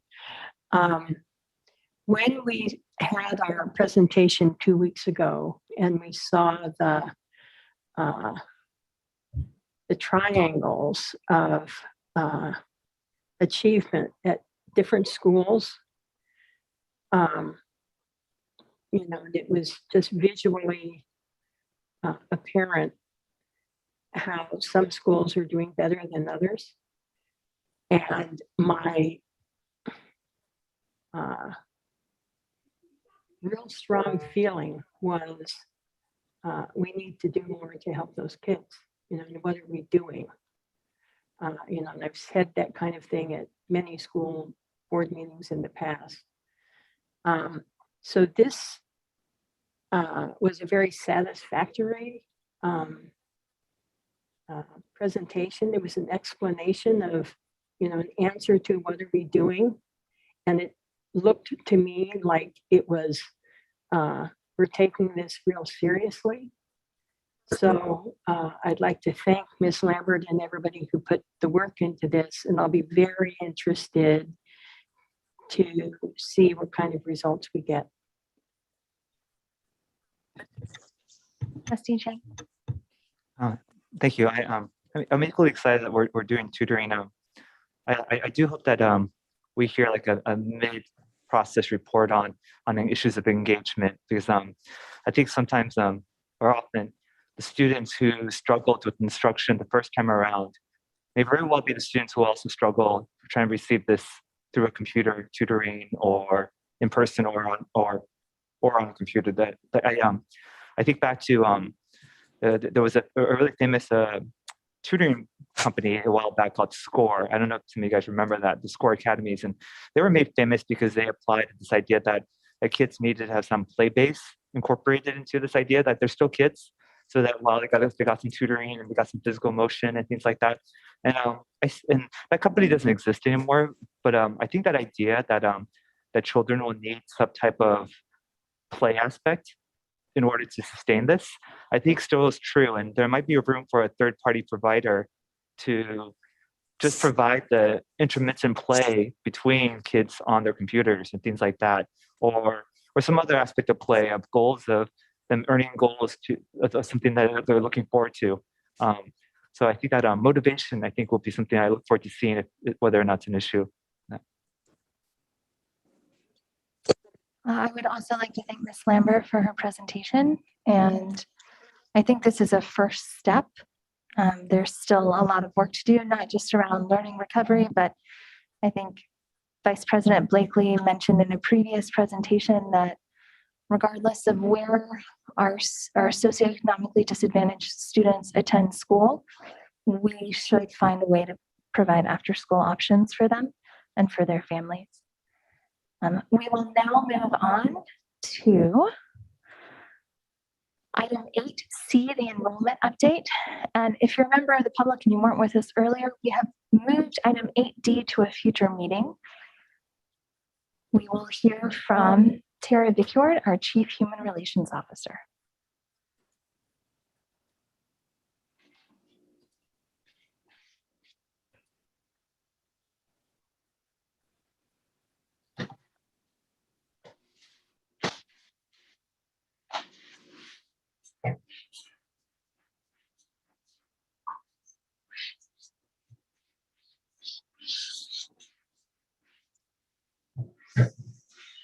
Sorry about that. Sorry about that. Thank you. I was not able to unmute myself, but here we go. All right. And let me just try to move over here and present. All right. And if it's okay with everybody, I'm going to scroll very quickly through some of the slides so that we can get to some of the conversations. So, our enrollment update is really aligned to student achievement and our goals from our trustees to have our students at their neighborhood schools and to eliminate combination classes this year. Just a reminder, our enrollment determines our number of teachers at each site. So we have our staffing ratios within our teacher contract, and we typically average 24 students in our kindergarten through third grade classes. We have typically 30 students in each fourth and fifth grade class. And then our core classes at middle school, our teachers have 180 contacts in a day, no more than 33 students typically in a classroom. And as we watch and look through this presentation, I have to remind everybody that students don't show up at each school in perfect groups of 24 or 30. Other things to remember, 2020-21 was the first year that our new boundaries were fully implemented. So you'll see some dramatic shifts in some of our charts. And due to COVID, we've had many families move out of the area and make changes for their families. The other piece to remember is that the remote independent study option was made available for families within our district at the beginning of the school year. And so, as we look at our enrollment counts from site to site, remember I told you that 2020-21 was the first year of our new boundaries. And so you'll see that dramatic difference in some of our schools that were impacted by those boundary changes. And I'm going to just go, like I said, rather quickly through our schools that have our SAI classes, which are our classes for students with special needs. Students in our SAI classes are included in the grade level totals. And so, it might look a little bit different depending on how many students are in our additional classes at those schools. And as you can see at many of our schools, we have some decreases in the number of students enrolling. Our choice schools stay much more flat across the years because we are able to enroll and keep enrolling to the level that we can have at each of those schools. Even our middle schools, we see slight decreases in enrollment this year. And then if we look at our enrollment by grade, again, you can see there are some declines in enrollment in our kinder and first and second grade classes over the course of the last couple of years. And as you watch those charts, you can see the trends that go, because our kindergartners last year, are our first graders this year. So you can see that we still have some declines happening in our enrollment this year. I wanted to include too, not only our enrollment at our school sites, but also the students who are enrolled in our independent study program. And as you can see by grade level and by school, we really have very few students enrolled in our remote independent study program.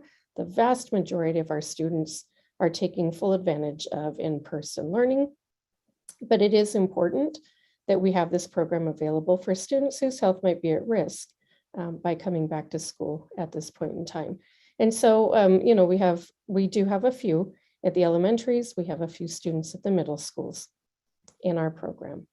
I do like to bring up the withdrawal reasons also. It's always interesting to look at the reasons that our enrollment is declining and people are leaving the area. This year, we have seen quite a few people move out of Mountain View, out of the Bay Area, still staying within the state of California, but moving away from our local area. We have seen an increase in families moving out of the state this year. Not quite as many moving out of the country, but definitely a good number of our families have moved out of state as we've seen so many changes, with the impacts of COVID. I will say that comparing to 18-19 before COVID, there were only 65 families who had moved out of state back in 18-19, as opposed to the 100 who have moved out of state this year. And so I do think there's some change that we're noticing within our community based on the pandemic. Some additional data of interest is the number of, or the percentage of free and reduced students who are qualifying by site. We do notice a pretty significant decrease in the number of students who are applying for free and reduced lunch.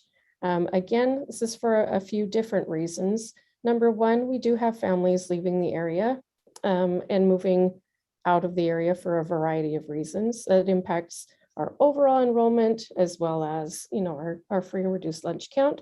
Another big reason for this, though, is the state has provided free and reduced lunch for all students.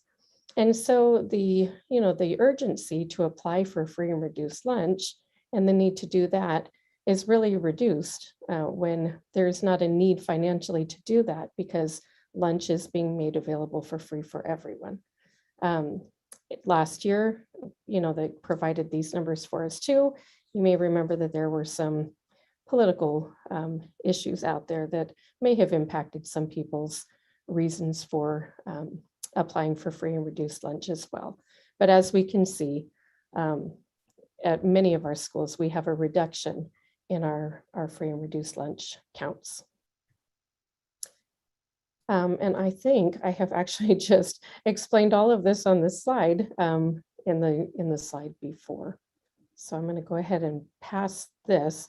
Just, I guess I should just highlight that the free and reduced lunch status does contribute to eligibility for Title I funding. So even though families don't need to fill that out to get their free lunch, it still does make a difference to the schools, because the Title I funding that we receive for that free and reduced lunch eligibility does fund a lot of important programs to support our children. We know that even though we've had fewer people applying for free and reduced lunch, it doesn't mean that there aren't families in the area that need support. We do still see increases in the number of students who are McKinney-Vento. So we do know that we have increasing needs for our children. Last year, we talked quite a bit about immunizations. California law does require children to be immunized. Not, of course, talking about COVID immunizations. Those are coming hopefully very soon. But these immunization requirements are there in the state of California, are required for admission into school. Some families last year had postponed their immunizations due to concerns about COVID. And since they were learning from home, that was kind of something that was put on hold for a lot of people. Some students were conditionally admitted last year because they weren't coming on campus without having all of their vaccines. And so our nurses have been extra busy this year, catching up with all of our families who needed to update immunizations for the current incoming students and our students who learned from home last year. And so if you recall, in last year's presentation, we talked about the number of pending immunizations that were out there for the number of children who hadn't had those appointments yet. But I want you to notice that this year we are in great shape. We have 6 children throughout our district that we're still waiting on. They are anxious to get into school, and I think most of them have gotten this turned in since I put this presentation together. But as we have new enrollees coming in, we do have to verify and make sure that they have turned in all of their immunizations to be able to start on campus. Okay, and so I did share a new presentation, an updated presentation with you. It is also posted on the district website already. So if anybody's interested in this additional data, it is available. I think there are some other pieces of information that are really important this year. As I said at the beginning, our enrollment really impacts our staffing and the number of teachers that we have. Also included was the idea that we did not want to have combo classes this year because of the learning gaps from the year of being in distance learning. And so it's a priority to keep students at their own grade level and have teachers really focused on grade level content. And so if we look school by school, grade by grade, we can see the number of students enrolled and the number of teachers that we have at each of those schools. And some of our classes are actually overstaffed by our enrollment numbers. And some of them are very small, but not so small that, they're just small classes, too many to have 2 teachers, not enough to really require 3 full teachers. And so when we're stuck in that little in-between part, we just keep small class sizes so that everybody has a classroom teacher. So some of the complications this year, of course, we started the year fully staffed with a teacher in every classroom, and then came lots of leaves. We've had more teachers going out on leave this year than ever before. Currently, we have, we had, when this presentation was put together, 31 teachers who have requested a long-term leave. We're up to 33 as of today. We've added 2 more in the last couple of days. Most of our teachers out on leave are on maternity leave. It often happens that when people go out on maternity leave, it's really hard to come back, when it's time. And so we do have folks who also extend their leave. We may have planned for them to be gone for, a couple of months. And then they say, gosh, you know what, I can't come back. I need to stay out for the rest of the year. And which, every mom and dad too, who's on paternity leave, we have to understand those needs as a new parent. Or medical leaves. Sometimes people are out for a few weeks, and they're just in a position that they're not able to come back. And so, sometimes those leaves have to be extended. These are leaves that we can't just say no.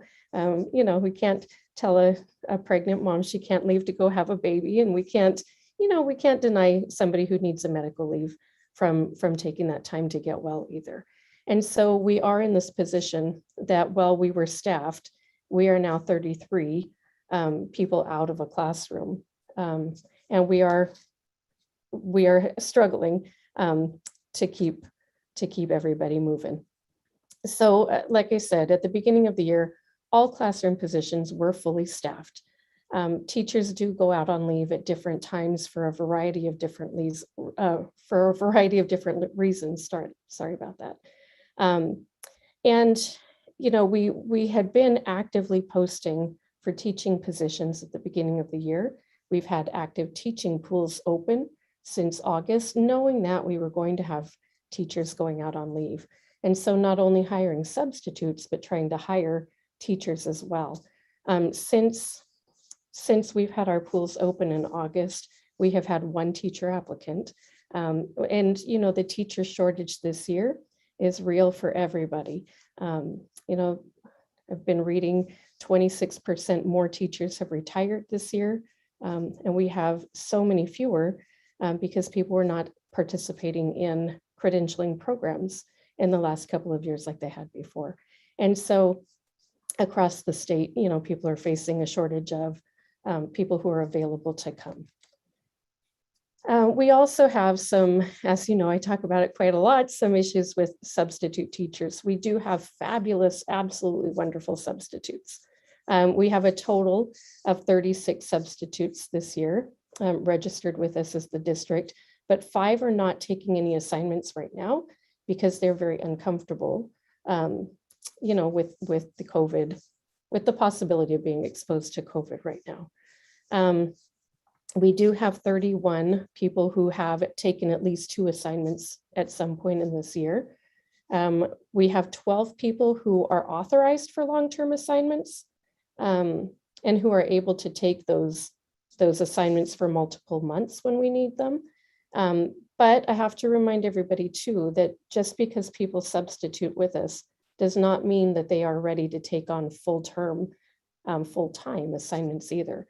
We have a lot of our substitutes who are in school right now, and so their schedules are not free and able for them to come every single day. And so we need to work within the confines of the folks who are able to help us. We do also have some people who have retired and have come back and said, I'd really like to sub, but I'm uncomfortable being back on campus yet. And so there are a lot of different reasons that it is hard to find substitutes to cover every day. And so, just to give a little bit of context for some of the things that go on and some of the issues that we are working really hard to cover the needs of all of our students and cover the needs of all of our staff as well. So as you saw in our slides, as we went quickly through them, we do have 313 fewer students in our K-2 classrooms than we had back in 2017-18, with 50 fewer in our middle grades and a little bit over 118 fewer at middle school. Our withdrawal reasons are fairly consistent with years past. Fewer people choosing private or homeschool this year than before, but more moving out of the state. And again, we talked about fewer families have applied for free and reduced lunch, even though we know that that is still very much a need in our community. We are still, really looking at how our enrollment shifts have impacted staffing at sites. We have moved some teachers throughout the summer. We have moved some teachers since school started to be able to cover some of our extenuating needs this year because of staffing and because of the number of people out on leaves. And we will continue working to place long-term substitutes. I'm happy to announce that we hired 3 more people this week. And so we're trying to really continue increasing that pool. We do continue to monitor our enrollment and our withdrawals and to make decisions about staffing at sites. And we monitor very closely and meet at least every other day to talk about leaves of absence and available coverage for every classroom. Our priority is to have a teacher with every group of children and a quality teacher who can support them throughout the whole year or while their regular classroom teacher is away. Thank you very much, Ms. Ficure. Trustees, I want to be mindful of the fact that we only have 14 minutes left in the meeting. Are there any burning questions or can we move to public comment? Trustee Berman?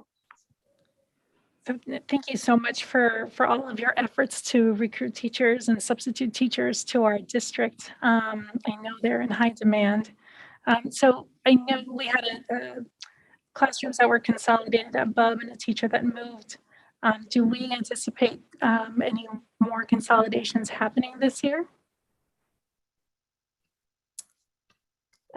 If we consolidate any other classrooms, we will be sure to communicate in advance. There is a potential with someone going out on leave mid-year that we could consolidate a class, but not replace teachers. But we're working our best to make things as smooth as possible for every family in the district. Wonderful, thank you. All right. If you're a member of the public and you would like to comment on this item, you may raise your hand in Zoom or press *9 on your phone. Trustee Wheeler, did you have a question? Yeah, I just wanted, I think it was said that there's additional data in this presentation. Yes, I was going to ask if it's already get online. that sent to us. It's already online right now. Right, but will you send it to us? Oh, I did. It was sent just before the meeting. Okay. Thank you. Thank you.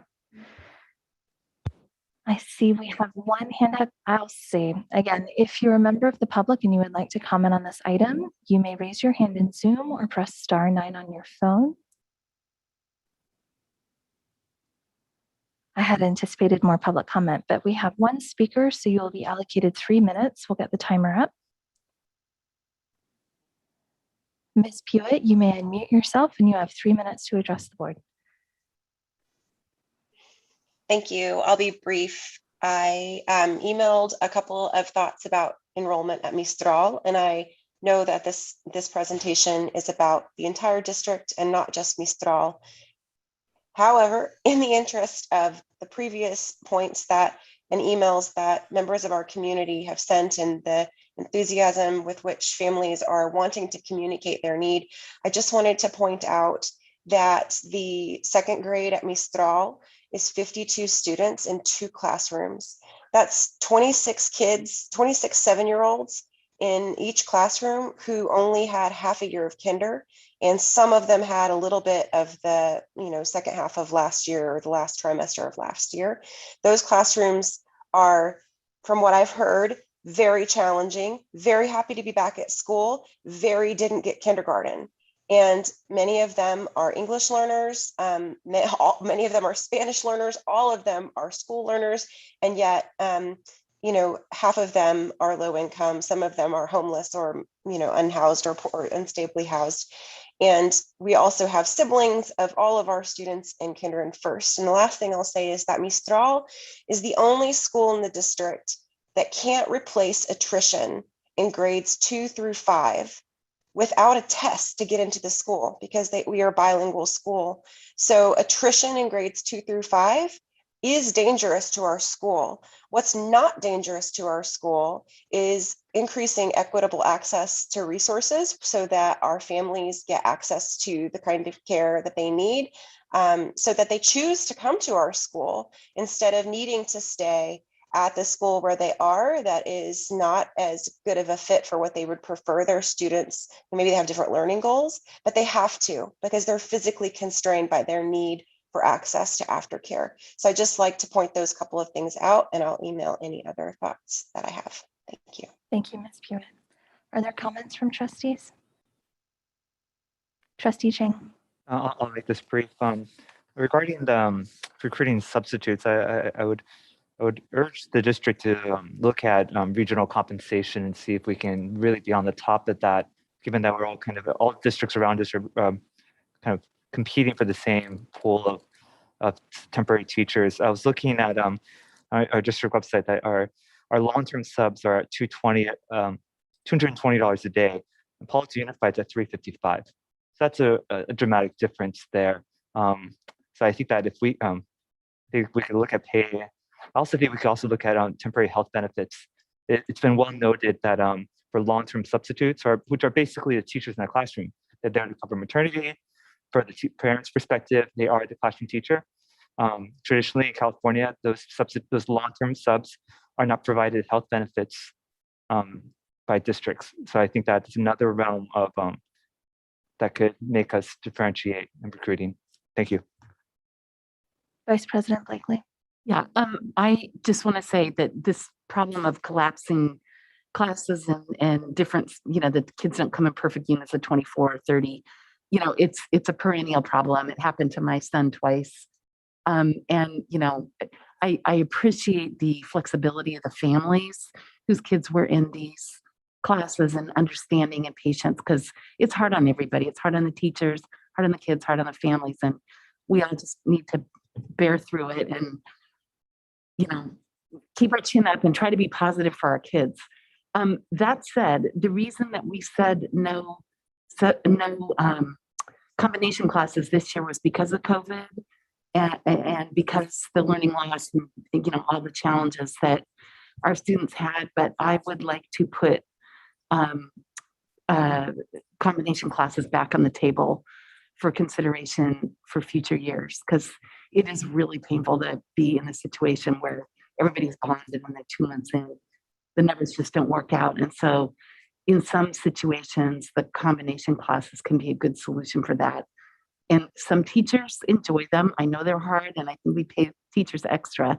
But and my kids were also in combination classes, and they were great. And I was in combination classes. So it's a challenge, and we didn't do it this year for good reasons. But I'd like to keep it under consideration for future years. Thank you. All right. If there are no further comments from trustees, thank you. Just so that was actually more of a question, but I saw that it was in our board question and answer for this. But in the board question and answer, they asked about they said that volunteers aren't available yet. Do we have a timeline on when volunteers will be able to go back in? We don't, just because we have other items that are on the plate that are a lot more pressing. So it's just not something that we've been able to do unless we take something else off the table. So the same, as I've explained a couple of times, the same team that will work on volunteers is the same team that's working on testing, as well as a couple other things. And it's just, it's unreasonable to think that we could get testing off the ground and turn around and do volunteers. So it's just pushed off. So coming, but slightly delayed. If there are no further comments from trustees, I would like to thank Ms. Bichord for the presentation and parents who did write in about classroom consolidation. I sent out an email. I've been through it myself as a teacher. It is a challenge. It's a option of last resort, and we're doing our best to keep our classes staffed and to not have to move teachers or students. So thank you. We will now move on to item 9. Are there any board updates? I just want to make a very quick one, if I may. I went to the 25th anniversary celebration of Mentor Tutor Connection over the weekend. And I just want to applaud all the people that have volunteered with that and the Mentor Tutor people. That's a wonderful resource for our schools. Thank you. Thank you. And I'll mention that I attended the 20th anniversary of the Day Workers Center celebration, and that was very uplifting.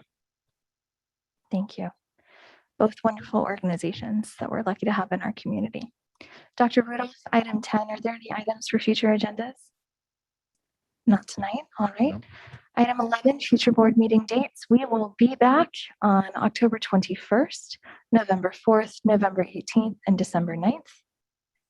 And at, Dr. Rudolph. Steve Nelson's going to argue that he Oh, excuse me. I apologize, I did not ask for public comment on, I sped through those. So, Mr. Nelson, I'm gonna give you, we only have 5 minutes left. I'm gonna allocate 2 minutes for you to make a comment. And I apologize for speeding through 9, 10, and 11. If you had a comment on one of those, please feel free to address it. You may unmute yourself as soon as we get our timer up. Hold on just a moment.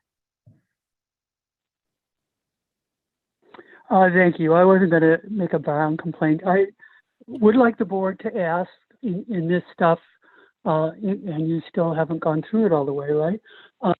To ask that the Stevenson lottery/segregation thing be put on the next meeting for some discussion. It was quite clear that a majority of the board wanted to get this done as soon as possible. The more you talk about it a little bit, the more it will get done. There actually is a very simple way to do the SED priority process. It has to do with how programming works. It depends on how you put data into the system. And if you put, I think people have heard the phrase garbage in, garbage out. Well, that has to do with the kind of data that goes into an algorithm. Even if it's a perfect algorithm, it'll give a bad output if it's fed bad data. But if you change what data you're putting in, so for instance, you pre-sort the SED students that you already know because they have SED siblings, then you're able to say these students are allocated in there first, and you run the rest of the things through. I have a write-up that I'm going to send to the board that explains that, and I hope you have somebody that is a programmer or an analyst that knows how programming is done and has read the book, which is called Programming Equals Algorithm Plus Data. It's one of the most famous books in computer science in the last 30 years or so. Anybody who's a real system analyst will know what that phrase means. Thank you very much. Thank you, Mr. Nelson. All right, at 10:58 p.m., we will now adjourn